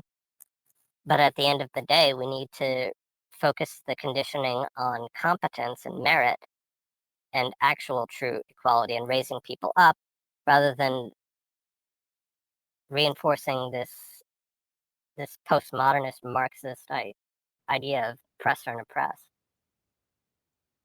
So, pretty good point. At what level is this different from the actual hypnopedic conditioning? Because the results are pretty much the same. Well, yeah, the difference is that the therapy in Brave New World has just been, it hasn't been biased. Like they've somehow managed to agree on lessons that are universalist and aimed at like, I guess, the best good they can figure out in the course of these 500 years of trial and error. Well, I think part of the reason why the Hypnopedia in Brave New World seems pernicious is because we understand that not only are they psychologically conditioning them, but they're also physically conditioning them as well, right? They're deliberately, in a sense, like Dracky, you follow Sargon stuff. You're familiar with the term transableism, right? Yep. Okay, I don't know, Jeff, if you're familiar with that as well, that term. No, I don't. All right, so transableism is this concept where you have a bunch of activists who, because they're trying to maintain a particular culture that's arisen around somebody who has a particular identity, particularly if that identity is them being disabled, that they view curing people of disease as a form of oppression. And so they seek to keep that person in that regressive state, in that disabled state, in order to preserve the culture and identity that has risen up around being disabled. That's really weird. It's really fucked up in a lot of ways. So what we see in Brave New World, and I'm not going to be too hard on Huxley about this because he didn't have the benefit of our understanding of the way things are going in terms of genetics and automation, but in the world state, they deliberately keep, they deliberately breed the underclasses, the epsilons, the deltas, and the gammas to be disabled in a lot of ways, right? We talked about like them shaking the bottles and putting alcohol and lead and other toxins in there, right? So they're physically engineering people to be inferior, right? If they didn't do that, if they just took people as they were, as they happened to be born from random chance, and then applied the hypnopedic conditioning to them to say, like, look, this is what level you're at. Just be happy with that. Don't try to be something that you're not. It would seem a lot more kind in that regard, right? Although it's still largely non-consensual. Well, we could imagine a situation in which it was consensual, right? Like if a parent decided that from a young age they're going to put headphones on and put an app, like a hypnosis app on their phone and have their child listen to it every day to emotionally condition their child towards maximal success and happiness, right? The child isn't really consenting, but then they also don't have the capacity to consent. That's with the parents. So it's a matter of whether the parent is doing what we would say is the most moral thing.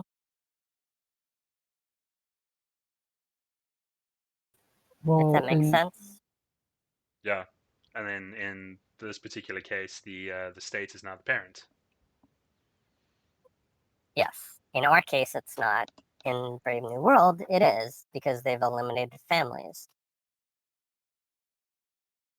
Well, but there is a good reason for why they're making them disabled. They're not doing it in order.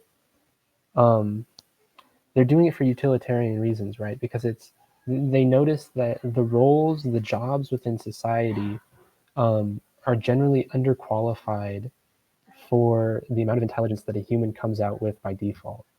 So, in order to increase happiness and stability, they figured out that we just have to create disabled people so that they can be content with the jobs that society requires. Right, which, as I said, is why I don't give Huxley a lot of crap for that, because we at least have the benefit of knowing that the direction that our society is heading in, such a thing won't actually be necessary in the future because we'll have dealt with that through genetics and automation. Well, Right? yeah, We don't it's need. weird. Is that he We didn't? don't. Go ahead. Well, it's weird. It's like, how did he not expect robots to come along? Huxley had a very strangely like human perspective on the world, whereas I think the world is starting to sort of de-emphasize the. Well, what year did I mean, to some extent, we've known about robots for a very long time, but when did the first computer actually become a thing? Well, Was it Well, the ENIAC? just taking a look here now, and Isaac Asimov was 1920 to 1992. So the common thread of what a robot would be is quite a while after Huxley. okay, all right. Yeah, and I mean, I'm sure I actually took notes on several of the ways in which he's very prescient. For instance, him talking about things like helicopters and monorails, and maybe we can get into that a little bit later. But there are definitely ways in which he was very much ahead of his time, but then at the same time, we also have to consider, he's also a product of his time, and it's not really reasonable to expect him to know about things that didn't happen yet.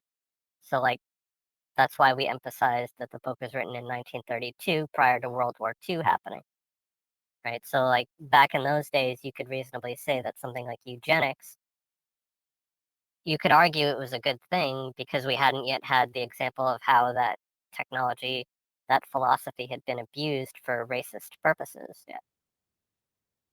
Yeah. Yeah.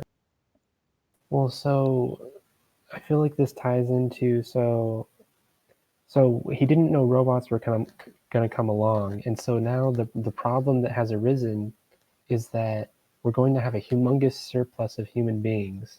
And what's so funny is that this is happening right around the time of the war that Aldous Huxley predicted sets this off.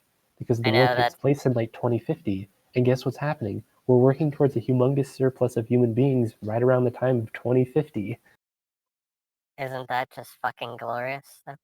And here's the other thing, and here I'm serious. It's like really mind-blowingly amazing how synchronistic all that is. And what's even more so is, um, I don't know if either of you have seen the movie Transcendence. No, I don't think so. Dracky, have you seen Transcendence? That's with Keanu Reeves, isn't it? Johnny Depp. Oh, sorry, yeah, Johnny Depp. I don't know why I confuse the two sometimes. Actually, you're the second person this week who's made that confusion when I brought it up. I don't know why. It's the haircut. Must be. Apparently, the guy from that movie is based on a real dude. I forget his name offhand. I follow him on Twitter. I'll have to look that up later. But he actually does study AI, and he looks just like Johnny Depp's character in that movie. Anyway, getting off track here. So, in Transcendence, Johnny Depp plays this really brilliant designer of artificial intelligence who he's dealing with a bunch of Luddite naturalist activists, and they wind up shooting him. And so his wife slash girlfriend uploads his brain into the machine, and there's a whole question about, you know, is he the machine, or did the machine just map out his mental pathways and so forth? But it goes through this sort of transcendent transformation wherein the computer can do things that the entirety of humankind can't do. Like, we're already seeing examples of that with things like Watson or AlphaGo. And the thing that I've been noticing from a lot of different people is they're all saying that the beginning of that movie, where AI reaches what's known as the singularity, is set to happen around 2047 AD. That's the number that I keep seeing happening, that I keep seeing appear all the time. And so that's sort of perfectly in line with that same thing about, you know, the Brave New World. The 9 Years War is going to be starting just after that. Well, yeah, it's like a nexus, and it's really hard to understand how it's going to go because it's like not only are we de-emphasizing the physical value of labor, but we're going to be de-emphasizing the value of intellectual labor as well. And it's like, how is humanity going to like deal with that or survive it? And then at the same time, we have the environmental constraints of climate change. So I'd say that's like the nexus is physical labor, intellectual labor, and then the environment, and they're all coming to a head. And emotional labor, too. If you think about things like sex robots, for instance,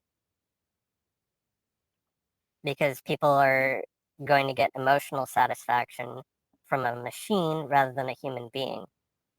Because Well, the and human that's already kind of happening with like porn and everything, right? Is that we're already starting to disconnect from each porn, video games, movies, comic books. Again, sex robots will be the next big thing along those lines. Like right now, they're in the uncanny valley, but we can think like 100 years from now, right? Given the fact that technology evolves exponentially, it's not inconceivable to think that within our lifetimes we could see realistic robots almost as good as humans, and then having all of the benefits of positive emotion without any of the downsides of negative emotion, right? Like a robot is never going to say no to sex, for instance. No, yeah. So the weird thing about this is that it's almost like we're using technology to unravel ourselves, and we're literally just like deconstructing like existence in every way. And so this goes back to what I was saying before about the movie Obsolete, because that's the main thesis of that movie. Is prior to watching it, I had this really optimistic utopian view of the robot future. But then watching that movie, you realize it's like we're kind of going to be fucked, because we're looking at a crisis of meaning. Like there's human beings are going to be obsolete. They're going to be inferior to anything that robots can do on any dimension, physically, mentally, emotionally. And so unless we figure out some way to adapt to that, you're going to see a lot of people who are depressed and nihilistic. We don't even really have to wait that long. We're already starting to see an increase in depression, nihilism, suicide, and meaningless. No, yeah, this is like this is the technical version of the doomer argument. Yeah, as far as that's concerned, I'm kind of a doomer when it comes to robots, but I also try to be optimistic as well and say that it's not all good, it's not all bad. In fact, that kind of motivates a lot of the work that I do, is waking people up to the fact that all this shit is coming. Nobody knows it's happening, right? That's one of the reasons why I wanted to do this discussion about Brave New World, is to talk about these kinds of things. No, yeah, and I would say that like the biggest person in like the public space talking about this stuff is Elon Musk. And like what is he doing? He's like the go-getter, like the guy that's not giving up. So then he has his Neuralink, and he wants to literally integrate us with AI. Like that's his. And to be honest, it's probably one of the only things that will actually be a genuine solution, short of like genetic engineering, right? Because what are we going to do? We're all going to go be artists and scientists. You're going to see, if we all become artists and scientists, you're going to see an oversaturation of artists and scientists. And it's already Already, oversaturated. yes, yes, already we're oversaturated. Right? What's that line from The Lion King? There's more to see than can ever be seen, more to do than can ever be done. There's far too much to take in here, more to find than can ever be found. Yeah, and what's so bad about it is that we could actually be consuming more, but we're too monolithic. Like we all end up like looking at the same thing. So technically we could be supporting more artists and more scientists than we do right now. It's just we don't care enough to go find less popular sources. It's partly we don't care. It's partly we don't have enough time and money. Well, not money per se, but it's the people that have the money aren't necessarily interested, or they aren't aware of it. And even just for the layman, you could have $1 million in the bank, but you have the same amount of time as everybody else does. And so you take a look at people who are professional commentators or critics, whose job it is to go and consume media and talk about it, right? That's literally all they do all day, every day, is just consume media. And even they're overwhelmed by this stuff and still have to triage out what they're going to talk about. Like Yeah, there's but on YouTube, there is more content on YouTube than what you could consume in your entire lifetime. And that's just what's already there now, let alone the stuff that's going to be out there. And that's only from people that are currently on YouTube. Imagine if the entire human race was on YouTube. How much worse. So you would almost have to have people's full-time job be just consumers. yeah, and it's kind of like a vicious cycle where we're just like we're encouraged to keep consuming because there's always more of it, and everyone's competing to make better content and make it freer and more accessible. So it's a hedonistic cycle that's like really it's like a positive feedback loop. And as a bit of a hedonist myself, and also as a content creator, in many ways that is a good thing. Like, we want to be encouraging that. But at the same time, we also need to be realistic about the fact that not everybody can be a content creator. And so then the question becomes, well, if you're not going to be a content creator, what else are we going to do with you? So what I think society is going to have to evolve into in the future is a mindset where, not everybody is necessarily going to be, not everybody's going to have 1 million subs, for instance. We can think about it as analogous to corporations right now. You have these massive companies that have billions of dollars, like Facebook, like Google, like Tesla, and Amazon, and so forth, right? Those are the mega corporations. And then you have like smaller mom and pop shops. So in the same way, you're going to have like the mega influencers on YouTube, right? Your PewDiePies, people like that. And then you're also going to have smaller, like small business mom and pop YouTube shops where maybe you don't get more than 100 or 1,000 people in your circle, and your growth is limited, or it's going to be slow relative to other things. But there's going to be a cap because not everybody has that kind of time. But in a No, way, one of the limiting factors of that is you aren't limited in terms of what's near you geographically, right? Like a mom and pop shop is only able to sustain itself because people can't just go to the other side of the country to get what they need. They just get things locally. Whereas on the internet, you can go anywhere, follow anybody. no, yeah. So I definitely I would agree that like the model of the internet and content creation needs to move in like a more small scale direction, and overall that would like it would support more people. It would keep people more personally engaged and less dejected, and it would probably result in um, like growing the input of the market in essence because you're increasing engagement. It's more personal, right? The other thing, too, I had written an article on my blog some time back talking about what I called the Great Culling, Culling. And in the Orwellian picture of the world, we think of depopulation as being like uh, people lined up against the wall and just shot. But I think the more subtle and more realistic view that we're already starting to see now is depopulation through voluntary means and people just not having as many kids as they did before.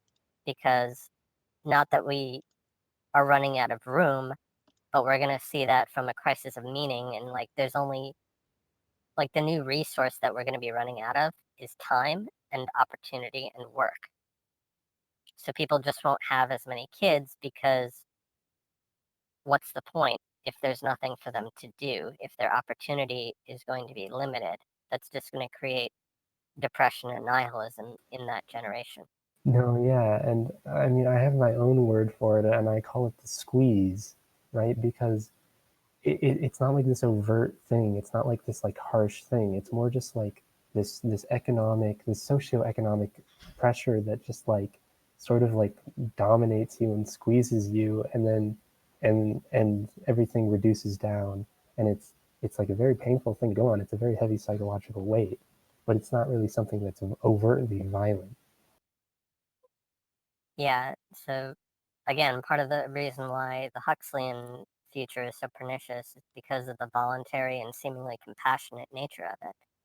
Like, we understand that if people are being lined up against the wall and shot, that's obviously and very clearly immoral, right? If people are being genocided for immutable characteristics, we understand that's very obviously immoral. Whereas if we're saying, like, oh, we're just going to make people happier, we're just going to not have kids because we don't want to contribute to the carbon emissions, stuff like that, it's a lot harder to argue against because you could kind of be like, yeah, I see why you would say that. Yeah, we're sort of like, we're conditioning people to not have hope about the personal pursuits and the personal meanings of their lives. Something that I had predicted would happen when I wrote my great culling article is that uh, the lower IQ people, what you could think of as like the lower caste people in the Brave New World sense, we're going to see a future where if those people are still around, they're pretty much going to become glorified pets. And I know that sounds horrible to say because it's really dehumanizing. But if you think about what the alternative is, right? Like, we obviously can't just euthanize all those people. That would be horrible. But then we also have to keep them alive, and that takes resources. And if they're not going to have anything to do, what are they there to do other than to exhibit love and positive emotion and to play with and enjoy and explore? That pretty much describes how we treat our pets, right? Like, I was just outside earlier today playing with my dog. I don't expect my dog to do anything, right? I take care of him because I love him and because he's a living creature, but I don't expect anything from him. And he's perfectly happy just running around, chasing the ball, going down to the park. No, see, but isn't that pretty much all of society, and that's how it's always been? It's just that we're not willing to buy into it as like a hopeful, positive thing, right? We're looking, this is just a negative outlook on the way the world has always been. I think Well, I think, go ahead. just regarding the pets, I think it's kind of happening already. So back home, we have this philanthropist who is famous for opening up job centers for people of lower intelligence and on the autistic spectrum. And like, if you take a look at it from like a marketing point of view, they're just there doing like either working at like a bakery or making wireworks or arts and crafts and similar, just for the face value provided to the philanthropist.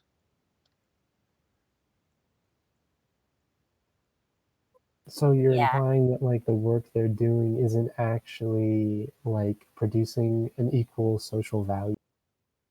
it's basically a glorified, uh, it's like a polished version of paying somebody to dig a hole and fill it in.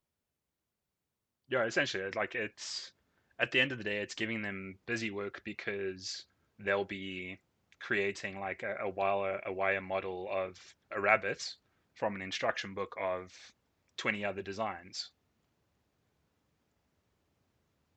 The one drawback to that, though, is that, and this is one of the reasons why I'm philosophically opposed to the idea of a social safety net, even though pragmatically you could twist my arm to accept one in the short term. But in the long term, you're basically conditioning a need for that type of labor, right? Much like in salons, for instance, right? We need them because we haven't accepted as a society that we found an alternative to them. So we're sending a signal and sending positive reinforcement that says, yes, keep giving us people like this, rather than deterring people from uh, from producing people like that in the first place. Now, again, obviously, we're not dealing with people who are bred in a lab and made to order and genetically engineered. So there is a bit of random chance involved in that, but just at a macro level, right? What are we incentivizing by allowing that? Well, the liberal argument of this is that um, the socioeconomic situation, like the pressures on these people, are causing them to make bad decisions that produce children in bad places. So if we just took those pressures off them, they would be able to produce more capable children and they would get themselves out of that cycle, is what the liberal argument is. Well, first of all, we know that the liberal argument, if that is the liberal argument, while generally true, is also naive in certain aspects because it doesn't account for the physiological component of this, like what we were discussing before with the gender wage gap. So it addresses some of the problem, but not all of the problem. Like look at places like in Scandinavia where they have as much egalitarianism as you could possibly have, and yet they still have maximized differences between the gender roles and in terms of what people choose to do. So what you're talking about, when I wrote The Great Culling, I was already thinking about us having gotten past that stage to an egalitarian state where everybody has genuine equality of opportunity in a fiscal sense, but they still have a crisis of meaning because of the inbuilt genetic components of things like intelligence and conscientiousness that are still holding them back, that we haven't figured out a genetic or cybernetic solution for yet. Well, they're still falling, like the lower class in America are still falling into like issues of obesity and stuff. Like that comes down to like habit and like the stresses in their daily life that convince them to like overeat and just become depressive and spiral out of being like an adequate person, right? So that's not like a predetermined genetic limitation. Yes and no. Like I'm not gonna argue that everybody who is overweight and has health problems is the result by choice. Obviously, there are some people that have it, so there's nuance. But by and large, I'm going to call bullshit on that because I've actually been in that exact position before, where I've been like 2 steps removed from being homeless and on the street and having to go through subsistence living and skipping meals and so forth. And yet, I've never had issues with being morbidly obese before. So there is a certain element of self control and discipline and creating a system that focuses on health as a priority. So, for instance, one thing that I did to keep myself healthy when I was living on my own in that condition was I have very little willpower, right? I'm low in trait conscientiousness. So I have to save all my willpower for when it matters most. So what I would do is I would create a system wherein I wouldn't even have crap food in my house, right? I wouldn't have processed food in my house. I would save all my willpower for when I went to the supermarket. And then I would will myself to only buy those things that I knew were good for me, right? And I would make prudent choices. I would buy in bulk, right? I would buy things that were on sale. And I would do like mass meal cooking. I would try and get as much as I could out of those few things that I bought. And then, yeah, there were still times when I would have to go and skip a meal. But the alternative was I become morbidly obese and sick and pollute my body, and then wind up spending tens of thousands of dollars that I didn't have on healthcare. So I don't completely accept the argument that it's down to socioeconomics. I think it explains some of it, but not all. And it So for also ties into the transableism argument a bit as well. Yes, with like fat shaming, for instance. So I had written about this as well on my blog in an article entitled Stop Lying to Yourself. And I'm going to talk a little bit about this as well when I make my trans issues video as well. The idea that, if you could just snap your fingers and just magically transform into like the perfect model ideal of beauty or whatever, right? Like if you're a guy and you could just snap your fingers and transform into Leo DiCaprio or Jason Momoa, or if you're a girl and you could snap your fingers and become like Sofia Vergara or somebody like that, would you do it? If you tell me no, I'm going to call you a liar because who wouldn't do that, right? And why wouldn't you? Because it doesn't cost you anything. A lot of these people are in this state because either they won't change or they can't change. If they can't change, then it goes back to the psychological conditioning of, accept yourself as you are, accept your limitations. But most people jump to that before they've even put in any effort to try and change their situation. They're just looking to divert the blame and deflect responsibility. But again, it's nuanced, right? There are some people for whom that is the case, who do suffer systemic oppression, who do suffer genetic anomalies that keep them sick or disabled or morbidly obese. There are people that suffer racism and sexism in this world. But it's not the answer to everything. No, yeah. So this is where I think your annoyances with identity politics come from, is because they love to generalize. It falls into generalizations a lot of the time. My problem with identity politics mainly comes down to the fact that it's not nuanced, right? There are times when identity matters.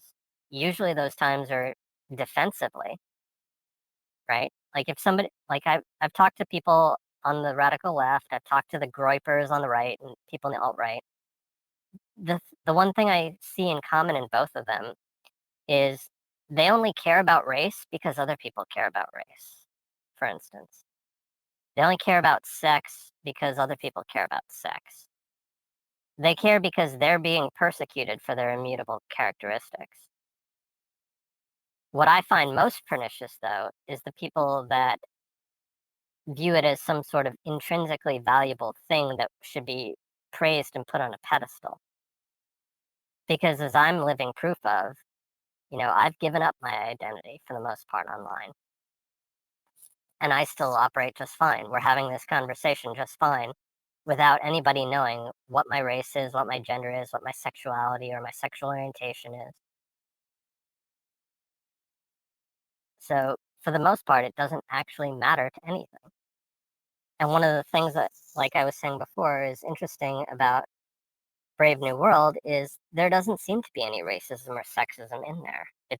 They're a completely egalitarian society, except for pretty privilege and ableism.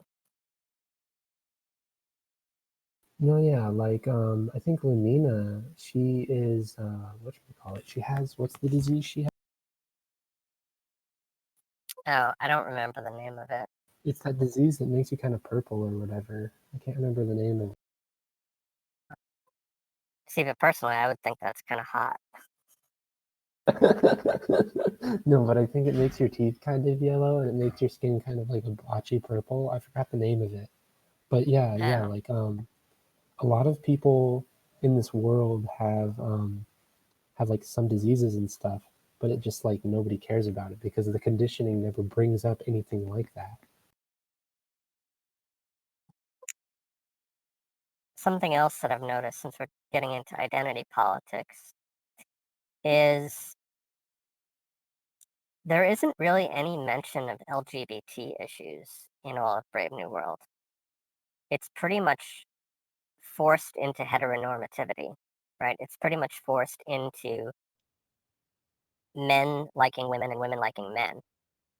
I don't know if that's because Huxley was a product of his time or that was his personal ideal, or if he's just making some sort of commentary about human nature. I think his argument is maybe that allowing non-heteronormative stuff is it's like reducing stability, right? Because they want everyone to be similar and to behave the same, and that's like a complexity in the system that would make things more complicated. But since they're removing the reproductive aspect from human beings and living in a completely hedonistic society where everybody is free to have promiscuous, polygamous orgies all day, every day, and in fact are actively encouraged to do that, why wouldn't they just make I might add. Yes. Oh, and that we'll get into the childhood aspect of sexuality in a minute because that's really fucking disturbing. But like, why wouldn't they just condition them all to be bisexual in that case? Right? You would think that, okay, so again, this is taking place 500 years from our time, where we could imagine that they've perfected a lot of this technology. And even if we were to grant, that we throw in genetic engineering in there as well, right? You could theoretically get rid of gender dysphoria as a concept, right? You could get rid of, there's no reason for them to be strictly heterosexual. They could all theoretically be bisexual. Or they could all be heterosexual too. Maybe it's the other way, wherein he believed that homosexuality and bisexuality was an aberration, and that by curing all these other ailments, like if there was no child abuse, for instance, do we know that there would be no homosexuality, for instance? Some people argue that, actually, right? Isn't that the tradcon argument? I have no idea. My thought about this is just that they're trying to increase human happiness and increase stability. And so as a result, they're not going to try and like force people to be a different sexuality than they are. So then like 90% of human beings are heterosexual. So then I would imagine that they either try and condition those last 10%, or somehow they figured out how to ensure that those 10% never get created. Because they want to minimize the amount of negative human emotion, and making people go against their sexuality is a negative emotion.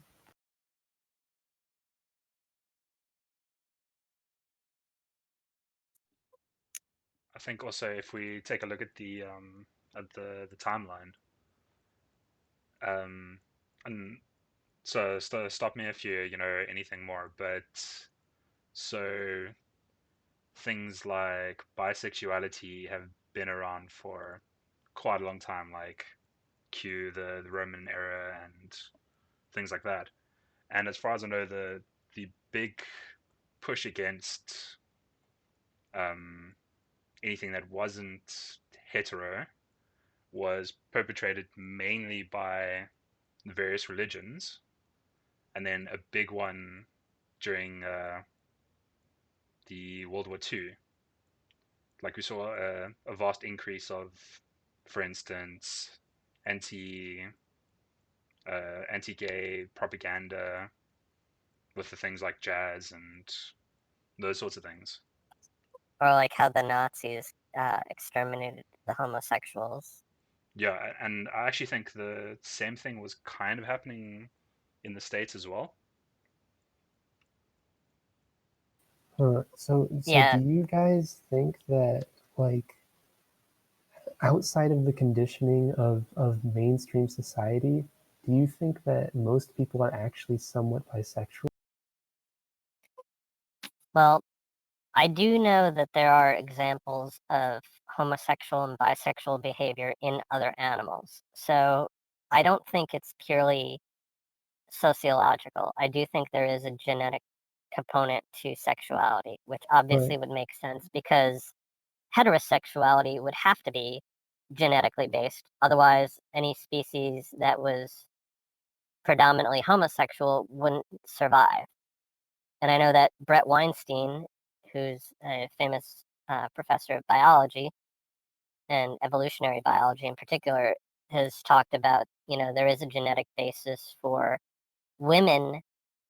I'm sorry, there's an evolutionary basis. I don't want to put words in his mouth. This is me paraphrasing what I remember him saying. That there is actually an evolutionary basis for women to be bisexual, which is actually a theory that I've had for a long time. Because if you think about, we can get into the differences between men and women here. I think that men, on average, are more evolutionarily predisposed towards being uh, polygamous, whereas women are more evolutionarily disposed to being monogamous. And that women are also more predisposed evolutionarily towards being bisexual, whereas men are more evolutionarily predisposed on average to being heterosexual, although they could be bisexual as well. I think that's relatively supported by past cultures, because you'd get things like harems, and there's actually quite a few laws with it. Like, for instance, in my home country, there's no laws against single male, multiple female marriages. Like, even our previous president had like 12 or 13 wives, whereas there it's legally impossible for the opposite to be true. Well, even setting aside the legal aspect of it, I'm just talking strictly about from a human nature standpoint. If we think about like most of the gender roles and sexuality is the result of the fact that humans are a sexually dimorphous species, right? It needs a sperm and an egg, right? And without going too far down the rabbit hole of gender politics, right, and the postmodern bullshit, without going too far down that, the man is the one who gives the sperm and the woman is the one who gives the egg, right? Everything else is sort of built around that, right? Those are Mother Nature's requirements. And then from that, at least in human beings, the organs are set up such that the woman is the one who carries the child, right? I think the term that they use in Brave New World is viviparous, wherein the woman actually carries the child inside them versus what they do. So men follow the spray and pray model, wherein one man can impregnate theoretically infinite numbers of women, whereas each woman can only get pregnant by one man at a time. And so then this also ties into another theory that I have, another hypothesis that says that men on average favor freedom, whereas women on average favor security. And you can think about that in multiple dimensions, right? We think of financial security, right? You have the stereotypical example of a gold digger, or even like a trad wife, for instance, a stay-at-home wife, a stay-at-home mom, right? Women tend to favor status, going after guys that have a lot of wealth because evolutionarily they would need somebody to take care of them, right? Why do women like flowers and chocolates and jewelry and stuff? Because if you have enough resources to go and spend on all these frivolous things, it probably is a signal that you have all of the basic essential requirements for survival on lockdown, right? Why do women like bad boys? Because bad boys are confident. Why do women like confidence? Because confidence is a signal of security, right? And then in the inverse, right? Men preferring freedom, men are the ones that go more often than not and fight and die to protect the women at home and their fellow men. Men are, at least historically have been, doesn't necessarily have to be this case, but at least so far it has been, that men were the ones that had pushed for uh, greater freedom, like in the founding fathers, for instance. Now, some of that could be down to systemic oppression and limitations on women. I'm not completely sold on. I'm not completely against that argument, but what do you guys think about that? No, so this comes down to like how Jordan Peterson got in hot water for suggesting that maybe we need to get better at like enforcing like pairing off of men and women, because so much of like rebellions and social instability comes from like the chaos of men trying to like find access to a woman. and and so in a way it's like he kind of agrees with Brave New World, or like the arguments that it makes, which is that like if men's access to women were guaranteed, the stability of the world would increase by a large margin. It's actually for both sexes, for men and for women, the deal in Brave New World is kind of a benefit to them, right? Because women don't have to worry about getting pregnant. They're given birth control. Most of them are genetically bred from birth to be free martins, essentially to be sterile. Only 30% of them can even get pregnant. Presumably, they have technology at that point that eliminates STDs entirely. So the man doesn't have to worry about knocking a woman up. The woman doesn't have to worry about getting knocked up. Promiscuity with and pretty much fucking everybody is encouraged and deeply hardwired, or sorry, not hardwired, soft coded into them from a young age. No, yeah, So nobody has to worry about getting raped or being accused of rape. So they both wind up better off under that system. well, Now, and what's obviously, there are interesting- downsides to it as well. But well, I would say another really big upside of that is that if you look at like female perspectives right now in the dating game and everything, it's all about where have the good men gone? And so the Brave New World's a benefit in that because every man's a good man. at least every man that you're going to be sleeping with, Yeah, it's and like even the it's so hard for men to not become good men because everything is so much on rails that it's just like, yeah, there's just good choices everywhere. and something else that Peterson has talked often about is the sort of crisis of meaning that men tend to face, which is something that, interestingly enough, crops up in Brave New World. The two main male figures, Bernard and Helmholtz, they both face a crisis of meaning. And it's not because of women, it's because of something innate to them. Well, yeah, like Bernard finds out he has that inner sadness that he ends up figuring out the world has no solution to. So he suppresses his crisis, whereas Helmholtz has like those reserves from his successes to not have to suppress it and actually like try and take it on. So Bernard's like the weak version of the crisis, and Helmholtz is the strong version of the crisis.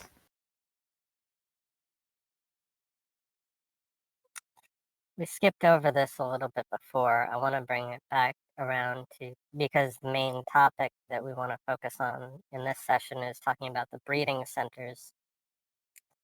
So, one thing that we're seeing a disturbing amount of going on in the media lately is this push for the sexualization of children. And probably one of the most disturbing things in Brave New World is that they actually see that through to completion. And it's described that children as young as, I believe, 7 are encouraged, like actively encouraged to play sexual games with the opposite sex. And that not doing that is viewed as disturbing.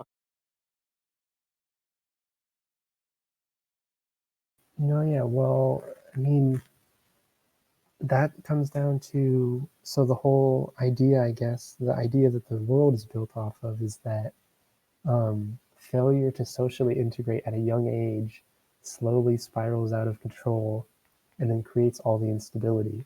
So they make sure that every human aspect of how you participate in society is trained into them very strongly from the youngest ages possible. I'm trying to think about, this is opening up a whole Pandora's box, and people are probably going to clip this out of context, but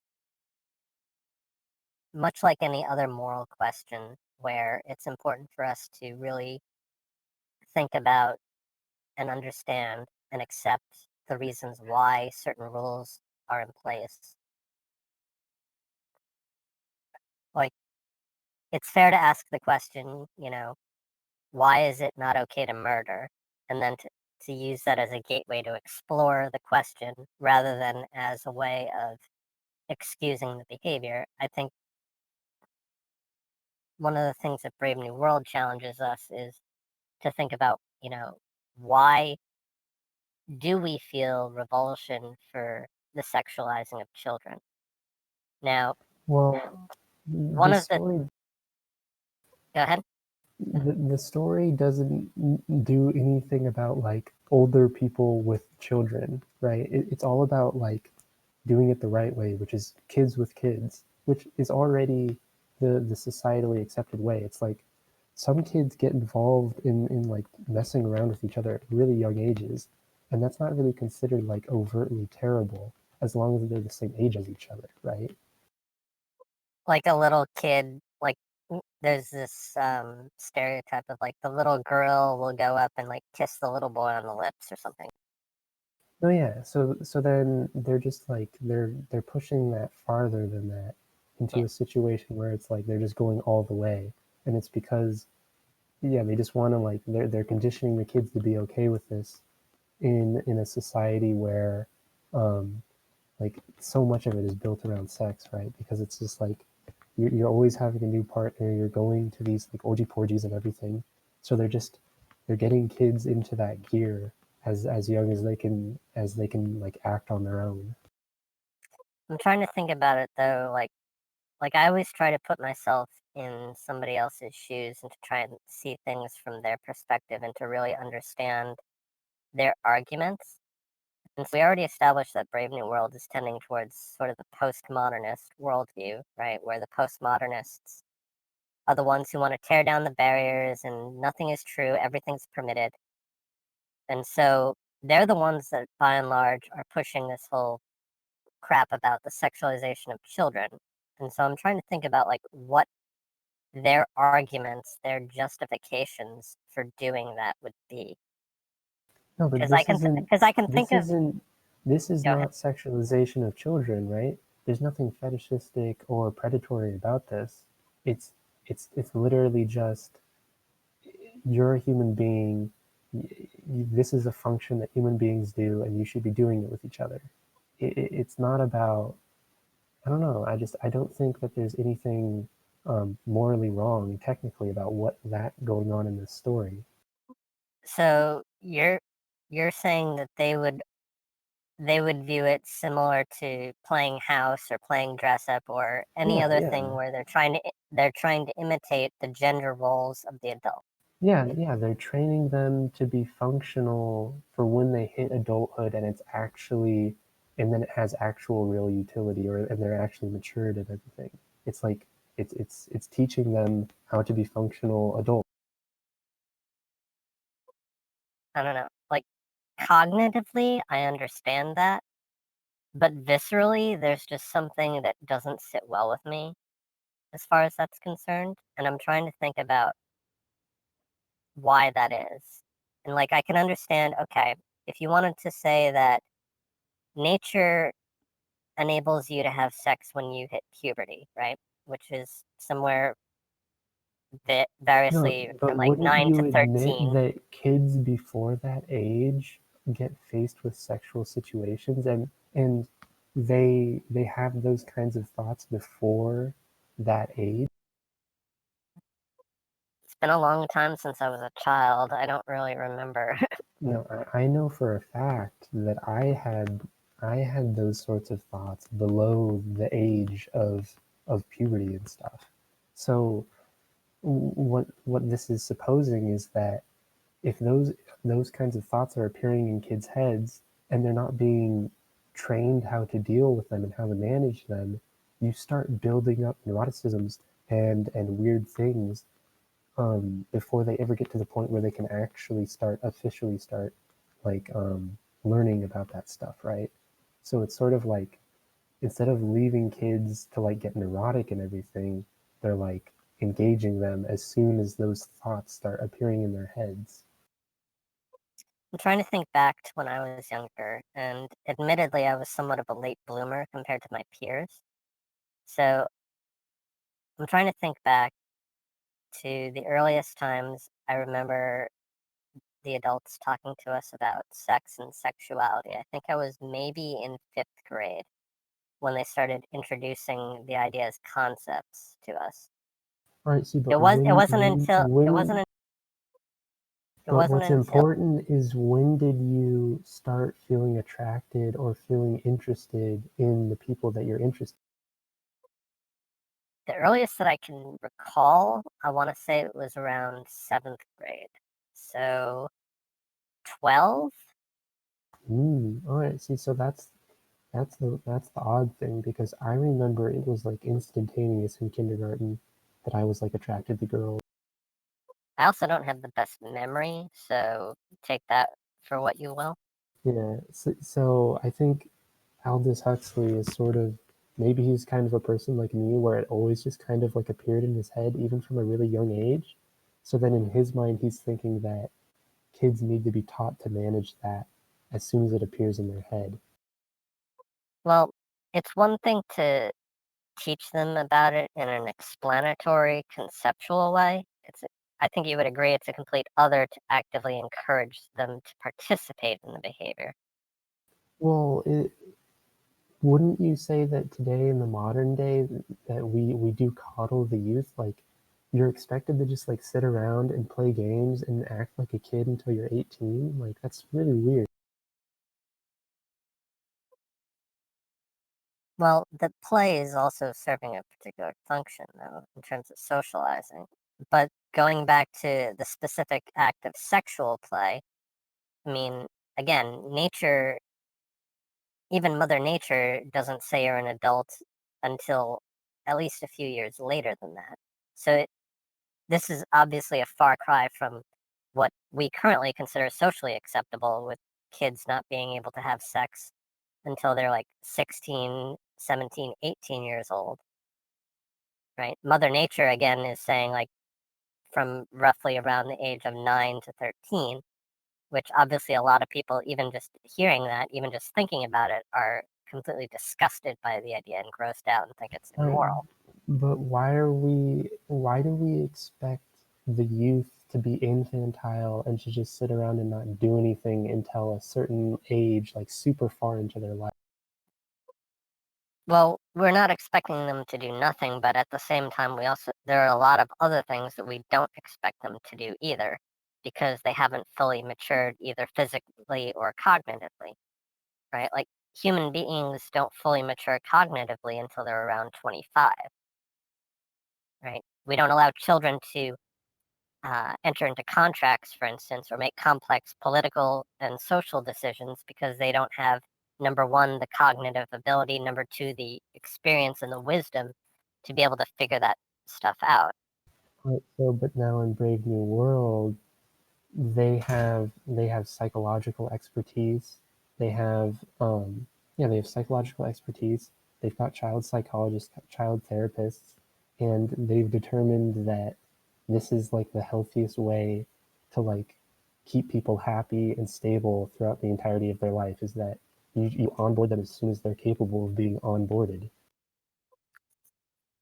But we also understand that that system, number one, isn't completely uh, in line with what science actually says. And number two, do we necessarily know that there are no downsides to it either? Right? We've already talked about plenty of the other downsides to having this completely hedonistic society. So obviously, whatever good is suggested or implied or even present as a result of what these child psychologists are saying, I'm sure you would agree that there probably have to be downsides and costs as well to it. Well, yeah, because like there's the moment where they pull the boy out of the bush and he's like kicking and screaming because he didn't want to participate. So then he has to go to the psychologist office and like and go through like special treatment and everything because he's not ready for it and he's not going along. But that seems more socio-cultural rather than like a biological imperative, right? Like a healthy society would respect his individuality. Yeah, I guess. But I guess Brave New World is sort of like dialed it in to the point where they feel like they understand the on par performance of people to the point where they know they can push the generic barrier down to a younger age. Well, something like that makes sense with regards to what they were talking about with the epsilons, where they don't have to do complex physical work. I'm sorry, they don't have to do complex mental work. So in their case, because the body matures faster than the mind, it's desirable for them to promote rapid maturation because they're being essentially trained to do low IQ physical tasks. But with regards to sexuality, there isn't really any imperative for them to engage in sexuality at a young age because they're not trying to reproduce. No, but there is an imperative, right? Because the imperative of the world is to keep everyone happy. And so, like engaging with the other people in the society around you, engaging with the kids around you, that's part of keeping everyone happy. It's everyone participates. But why couldn't they just as easily do that with their other games, like obstacle golf or centrifugal bumble puppy or whatever games that they happen to play Well, in their... because I think Aldous Huxley assumes that sexuality is like an inherent part of human happiness. I think he probably was just trying to push the absurdity of it and to make us feel uncomfortable about that, the way we feel uncomfortable about a lot of the stuff that goes on in this society. Well, yeah, he's very clearly like refusing to follow taboos or something. I think with this particular case, thinking on it now, it's actually a pretty good foil to what happens in, let's say, the Christian cultures. Like, for instance, a friend of mine was brought up very heavily in the Christian church-going mindset, and he had quite a few problems when he was a teenager, like actually finding companionship. And I think the events that cause that to arise within the culture aren't present in A Brave New World.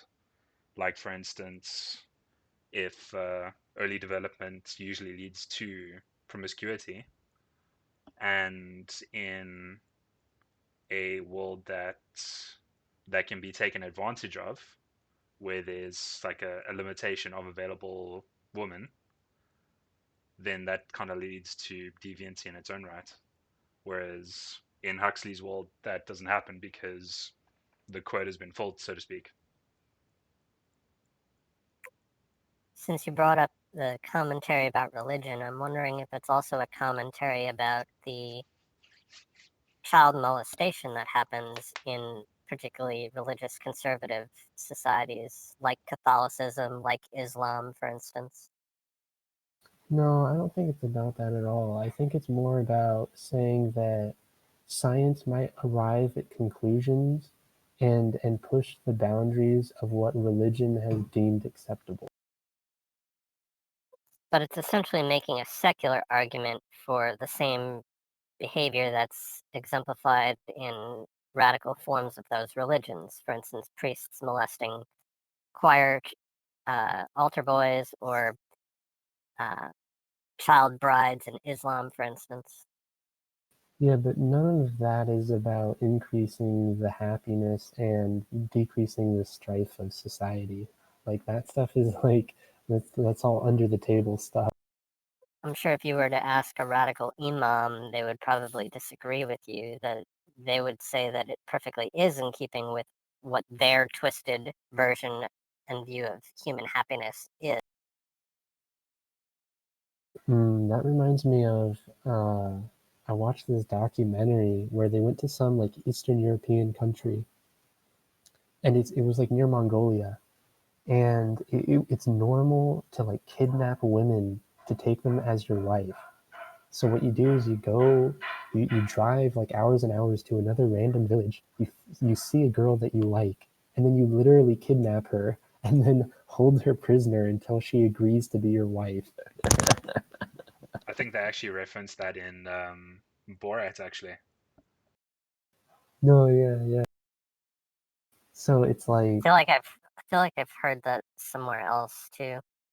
so it's like sometimes there are like negative emotions in the processes that society chooses, but overall it's still a functional society.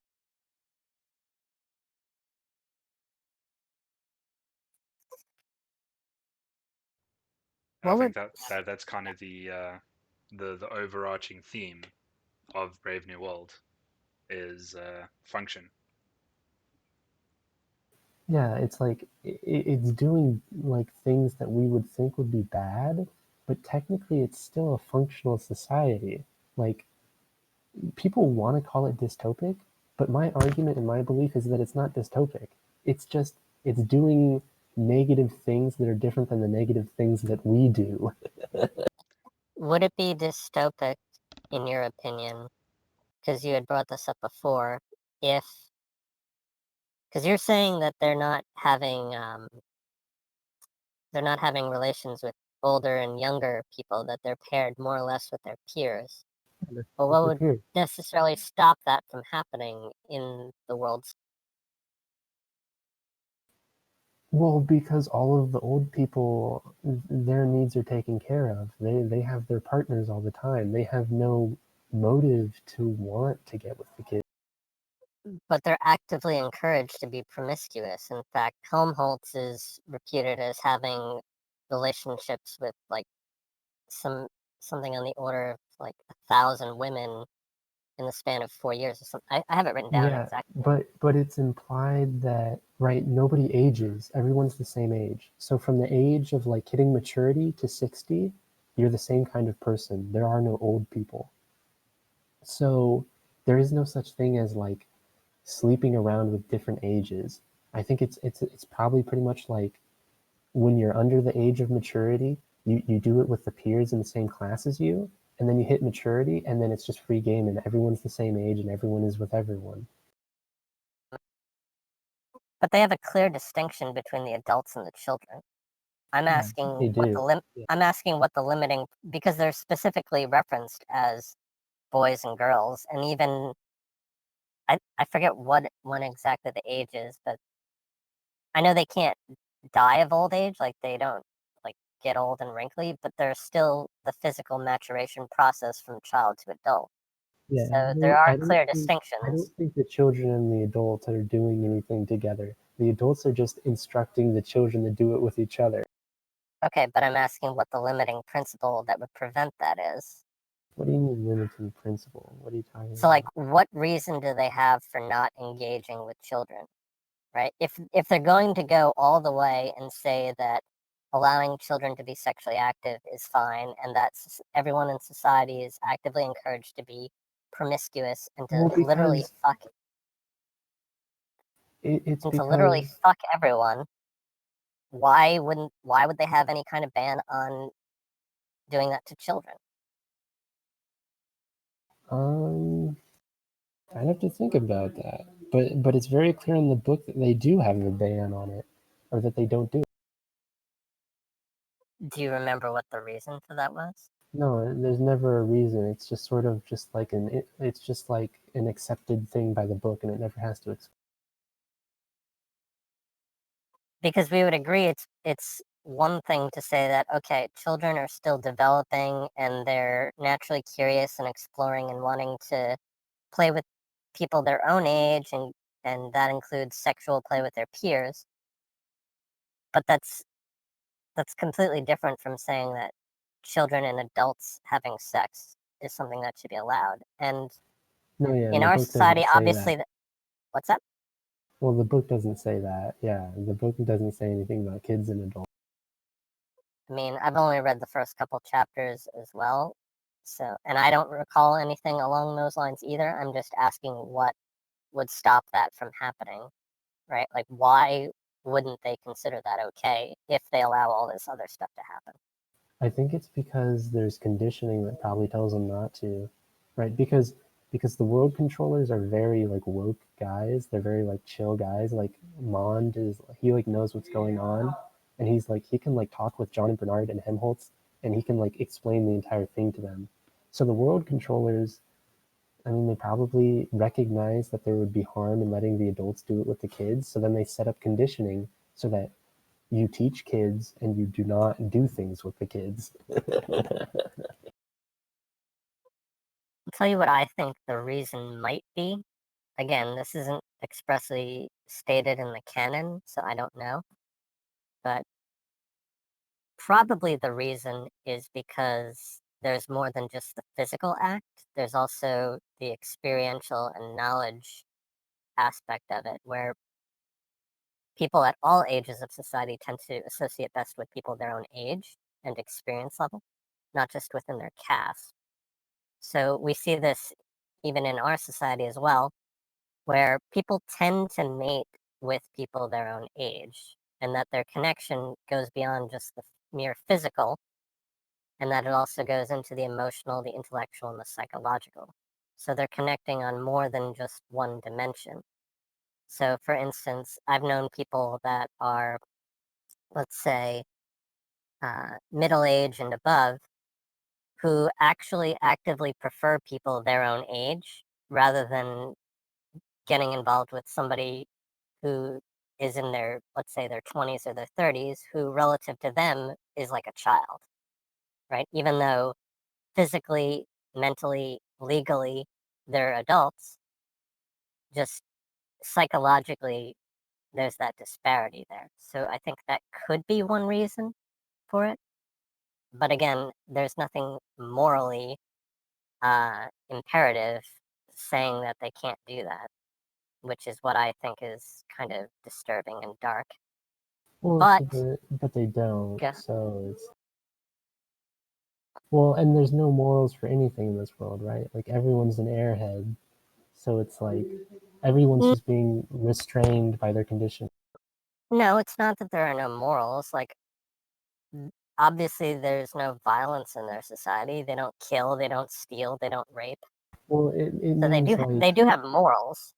but I think they're not emotionally owning of those morals. They're just blindly following them. it's more so that their needs are satisfied physically and emotionally, such that they never have to resort to those things. Like, it's even expressed very explicitly in the book that nobody really has any lasting desires for anything. In fact, it's even joked at that, you know, children are asked, you know, when was the last time that you had a really strong desire for something that didn't get met? And they're like, oh, well, one time I had to wait 4 weeks to get a toy that I wanted, or one time I had to wait like a month to hook up with this chick that was spurning me, but then eventually I got with her. So it could just be that nobody ever resorts to what we would consider to be immorality because they have no motivation to do it because their needs are met. The only exceptions being, again, things like ableism or child sexualization. Oh yeah.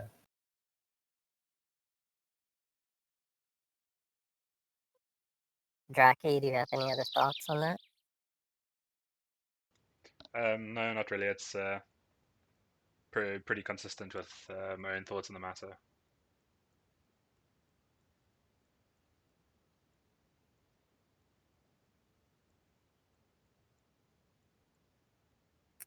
All right, let's get off of this particular topic and go on to something else. So I know that there are a number of adaptations of Brave New World.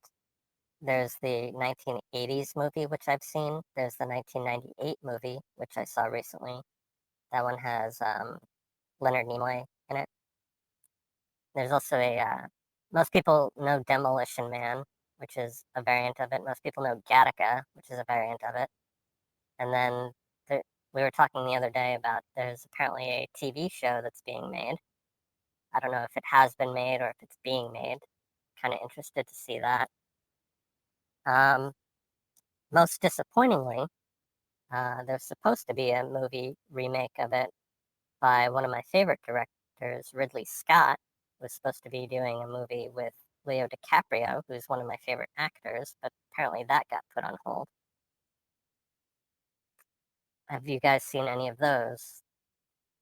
No, I haven't. Oh well, no, I've seen Gattaca and Demolition Man. Yeah, just And I know, Demolition Man for me. yeah, and I know Sargon recently did his Politics of Demolition Man too.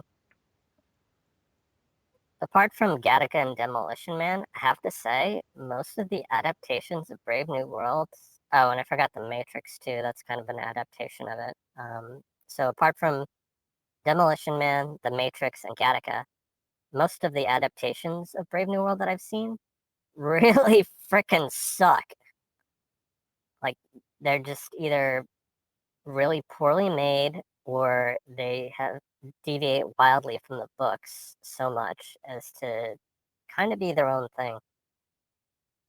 Well, yeah, because the book is such a risky concept, and the movie industry is incredibly risk averse. I feel like Ridley Scott would have actually taken that head on, though, and Leo DiCaprio, because he's done a lot of really controversial roles, probably would be able to handle that as well and get away with it. No, but Ridley Scott, he's a very normal guy. Like, if you look at all of his movies and stuff, it's like, I think he would tone it down a lot. Maybe, but he would also probably have a really great spin on it too. Like one of my favorite movies of all time by him is Kingdom of Heaven, and I just love the way in which he did that. Yeah, but wasn't, I don't know, all of his movies are just sort of archetypal and pretty like normative for like the narratives of society. And the thing about Brave New World is that it's just obscene on every level. Well, Brave New World is also archetypal in many ways if you think about it. It's pretty much the archetype of what would happen if the postmodernists got control of society. No, but it does it in a very obscene way from like top to bottom, and it's all about just like being freaked out by the imagery, just like obscene imagery, and the imagery doesn't even mean that much, right? Because the world's meaningless. So it's like it's essentially a triggering book, and it's meant to be a triggering book. To Tim Burton version when. I would freaking love that. Actually, thinking about it, we were talking about the crisis of meaning. I'll have to do. No, I don't want to get in on that. That's going to be too much of a deviation. I was going to make a reference to Jack Skellington, but that's probably best for another time. Going back to what I was talking about the movies, though, I recently watched the 1998 version, and while there was a lot in that that kind of was just really terrible, there was one thing that I thought was really interesting, and that was the way in which they handled the ending of it. So, Dracky, I know you haven't gotten to this point in the book yet, um, but Wunker, I think you and I had talked about this maybe. So, in the ending of Brave New World, it's kind of very grim and like a Russian ending almost, where it's not really happily ever after. Similar to the way that 1984 is a very grim, sort of resigned ending. In the movie version, the 1999, I'm sorry, the 1998 version of the movie, it actually ends on something of a happy note. So there are parts of society that exist outside the world state where people get exiled to if they're not able to live in society. So the way that it's portrayed in the book is generally that, oh, the world state controls literally everything in all parts of the globe. But it turns out that that's not true. Apart from the savage reservations, people also live on various islands and form little isolated communities. So in the movie, Bernard and Lamina wind up being completely changed as a result of their interaction with John, the savage, and they get sort of reconnected with their emotions and their individuality, and they wind up forming a monogamous relationship, and Lenina doesn't take her birth control, and she winds up getting pregnant, and as a result of this, they get exiled off the island, but they live together sort of happily ever after, having what we would consider sort of a normal family life. So I just thought that was an interesting contrast. That falls into the normal Hollywood thing of having to turn the main character into a happy ending, because the thing is, like, in the book, Vanina goes back to Henry at the end, and she completely just ditches Bernard. But it's like, oh, but he's the main character in the movie, and in movies, the main character has to have a happy ending in it. He has to be important and stuff. Whereas in the book, he gets completely sidelined by the end of the book, Bernard is not. Yeah, but I do think there's value in that because it shows us that there is a path out of this. Whereas in like 1984, you know, if that were to be made into a movie today, the archetype would be okay, well, they wind up overthrowing Big Brother and the world government collapses and everybody is liberated and goes back to living a normal life.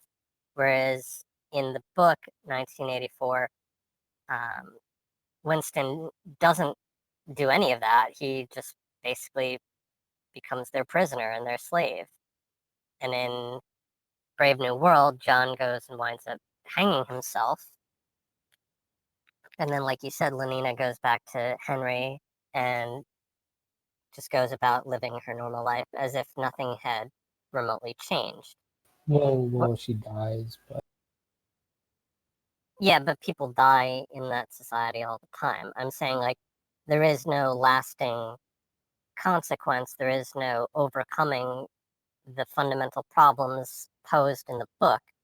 Whereas in the movie, at least, it shows, okay, there's the possibility that this is something that can be overcome. And not only that, but we're going to actually show you one possible way to do it. So I think that's a very hopeful way to end it. yeah, see, but that's like normie because that's the people that want to believe it's a dystopia. Whereas the true ending is like it's not necessarily a dystopia. There's not necessarily a way to unravel it. Well, I would agree it's not wholly a dystopia. There are things to like about it, and there are plenty of things to dislike about it, right? Like I said before, I'm something of a hedonist myself, and who wouldn't want to just live in a society where you don't have to deal with problems, where you know exactly what you're supposed to be doing, where you feel happy and content all the time, you don't feel bitter, there's no crime, and you get to fuck as much as you want and take drugs, right? Who wouldn't want that? But then by accepting that, you also have to accept all the downsides of that society as well. So, But look at the amount of downsides in Brave New World and compare it to the amount of downsides here. There might be a sort of lopsidedness to that. true, but part of what makes it a dystopia is that people aren't really given the choice, and that anybody that is sort of aware enough and isn't, I guess, not even aware enough, just within the context of their society, they'd be a failed experiment. They didn't take to the conditioning, so they have to be exiled from society. Well, it would be Where, interesting to read the conversation at the end of the book between Mond and John, because this is what they're arguing. They're arguing, are the downsides of a free world worth? well, I think that's something that people should be allowed to choose for themselves, right? And why this is regarded as an authoritarian state is because, by and large, people aren't given autonomy and free will. Literally everything about the society is engineered in such a way that their own choices kind of don't matter, right? They're treated as moist robots, as Scott Adams would say. Yeah, but Where they don't. look at the average human being on Earth, the things they're going through, and then ask yourself if the freedom is worth it.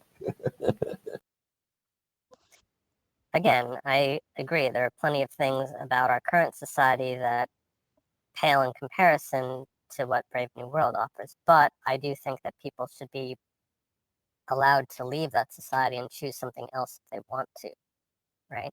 That's the whole point of characters like Bernard and Lenina and Helmholtz, is that they're dissatisfied with this society for one reason or another. And so it's showing us that there is something outside of that society. I think the fact that that it could be considered just a dystopia is a whole debate in and of itself. But I do think one thing we could agree on is it's definitely dehumanizing. Absolutely. Whereas, and part of the dehumanization is, again, removing people's freedom of will, their choice, and also their emotions. Like, we haven't even really gotten too much talking about John's role in all of this, and we'll probably save that for the next session as we continue reading the book. But I don't know, I kind of like the ending in the movie. And even Huxley was saying, when he wrote Brave New World Brave New World Revisited, that he kind of regretted the ending, where he wanted to give the savages a third option between living in the savage reservation and living in the utopia slash dystopia of the world state. And that was what prompted him to write The Island. Yeah, So, but the reservation never would have accepted him, so there's no point in that. no, but that's the point I'm making, is that they don't go back to the reservation, they go to some separate third place Well, and yeah, live out and what's closer book to a too. normal life. Yeah, I feel like Hollywood has this really annoying thing where they always have to have a happy ending. They even did it to the book Contact by Carl Sagan. They like completely like normified it and like got rid of the things that would have like made the mainstream audience a little bit annoyed, and they gave it like a happy ending and made it like really definitive. I hate how Hollywood always does this to books. I mean, I have nothing against a dark ending. Like, there are plenty of movies that I like that don't end on a happy note. Like, first one that comes to mind would be like The Omen, for instance. But at the same time, as an author and as a human being, you kind of want to give people hope as well. Because otherwise, if all that they can expect is just misery and despair, well, what's the point, right? Even as like someone like Jordan Peterson talks about, or the Buddhists, for instance, life is suffering, but you also have a goal and a mission in life to overcome that suffering. Whereas in the book Brave New World, they don't actually overcome the suffering, they just add to it. Well, something that I don't like about a lot of books is how they always leave themselves open to sequels and to like revisionism with those sequels. And so endings like this like perfectly close off the story and make it impossible for anyone to ever try and like change anything down the line, Except that Huxley himself did that. I guess. But The Island isn't a direct sequel, is it? It's an alternate reality, right? I don't know off the top of my head. I could look it up. I'm pretty sure it's an alternate reality. I know he wrote it specifically as an alternate ending of sorts, but I haven't read it. I don't know if it actually ties into the story. I just know it was his way of saying, he wasn't happy with the way it ended. He wanted it to end on something of a happier note.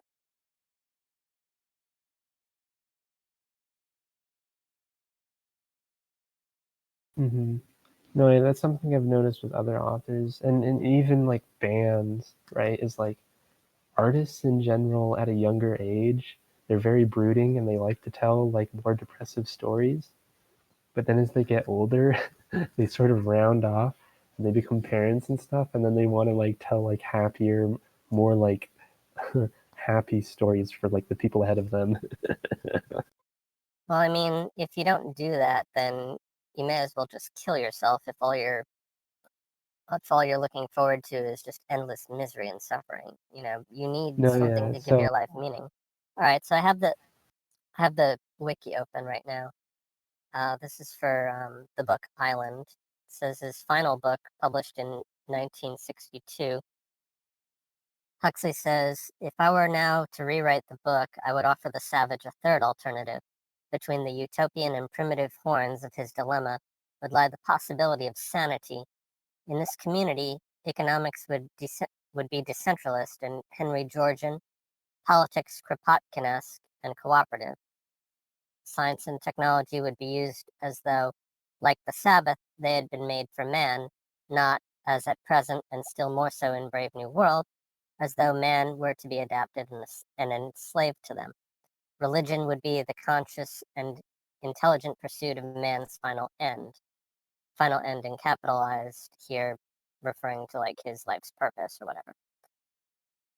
The unitive knowledge of immanent Tao or Logos, the transcendent Godhead or Brahman, and the prevailing philosophy of life would be a kind of higher utilitarianism in which the greatest happiness principle would be secondary to the final end principle. The first question to be asked and answered in every contingency of life being, how will this thought or action contribute to or interfere with the achievement by me and the greatest possible number of other individuals of man's final end? Again, final end being like their life's purpose, their dharma.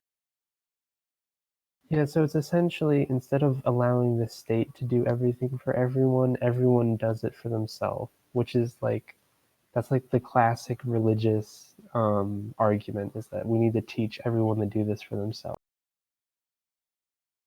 Yeah.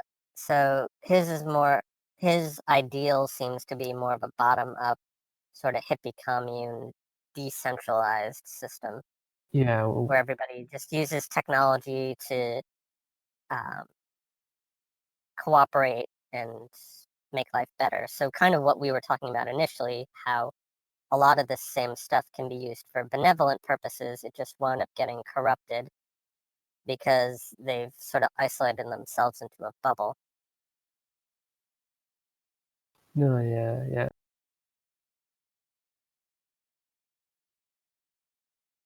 Dracky, you've been quiet for a little bit. Yeah, just listening to the arguments because I haven't really gotten that far yet.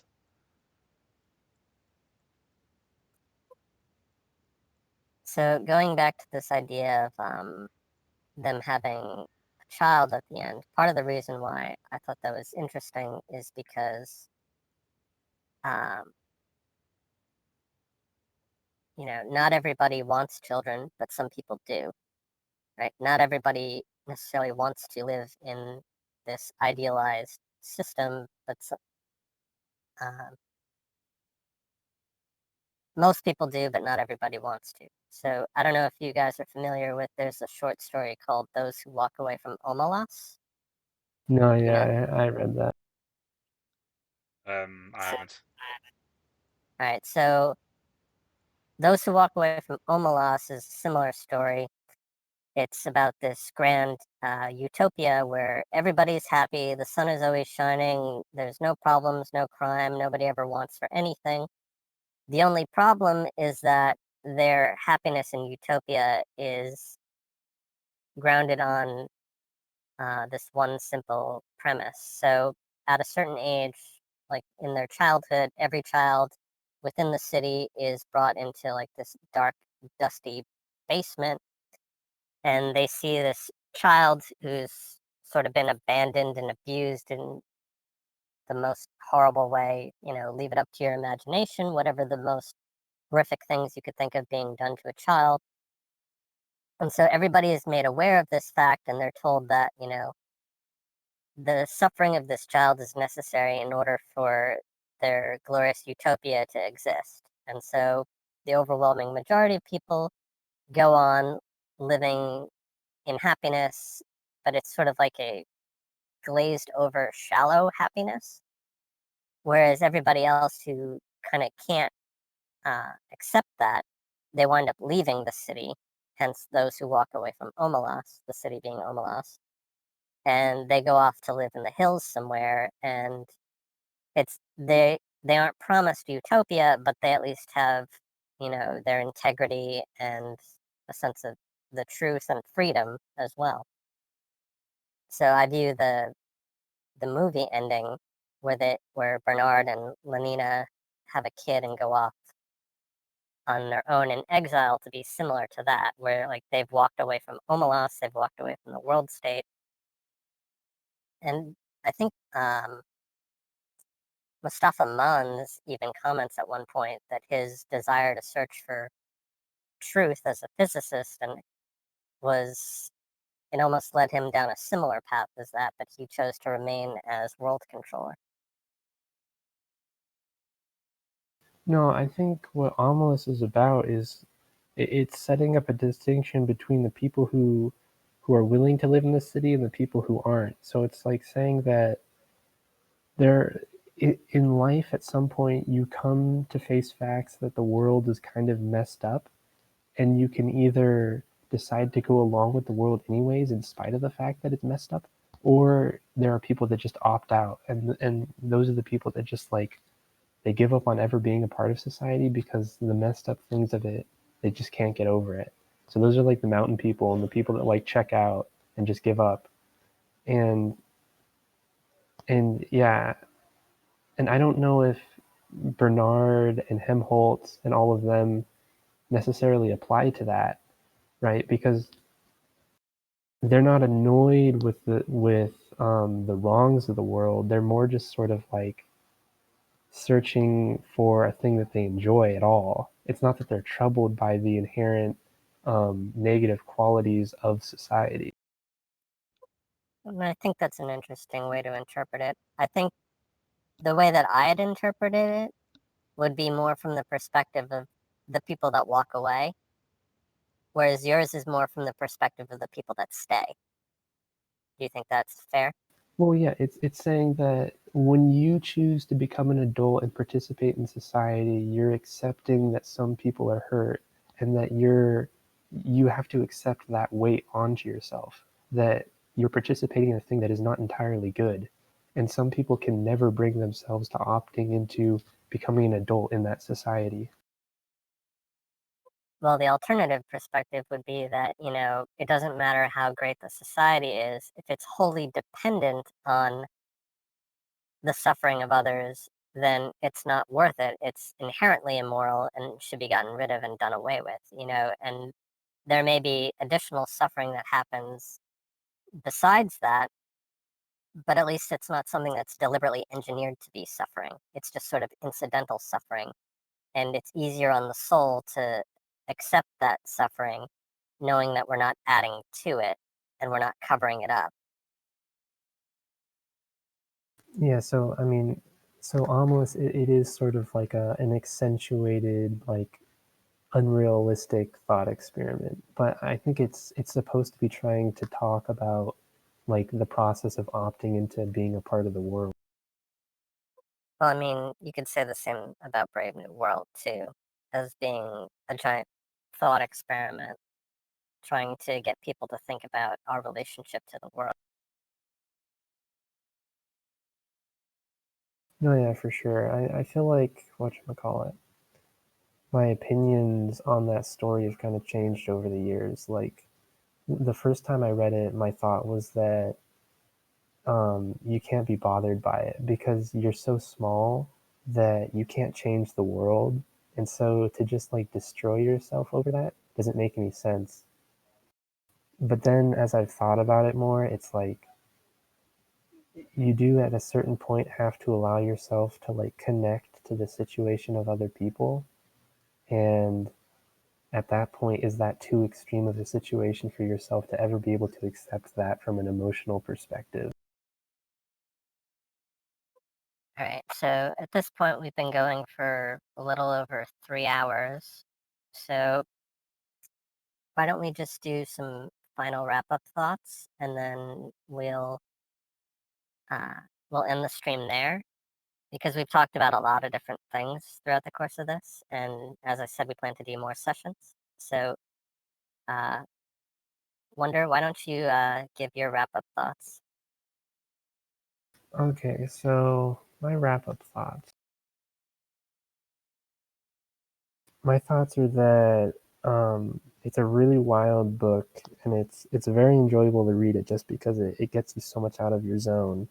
And I don't think Hollywood is ever going to do it justice, just because the things in it are designed to be so offensive and shocking that I just don't think Hollywood will ever handle it correctly.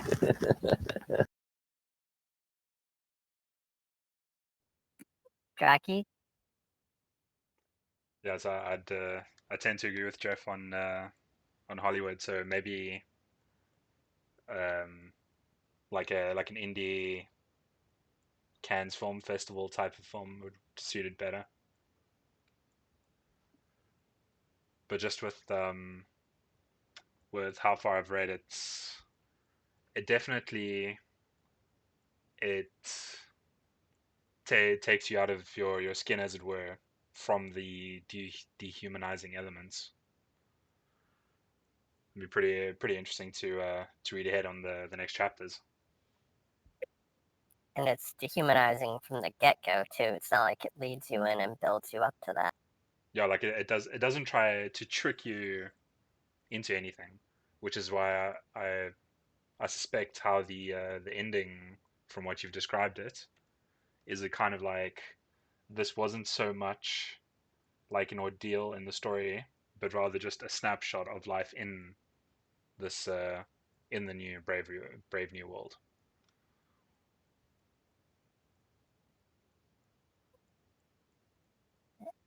Excellent. I look forward to seeing your thoughts as we go on this because, as I said in the beginning, this is your first time reading it. So you'll be, even though we spoiled a little bit for you, I think you'll be surprised at some of the things that they wind up talking about later on and how much they relate to what's going on today.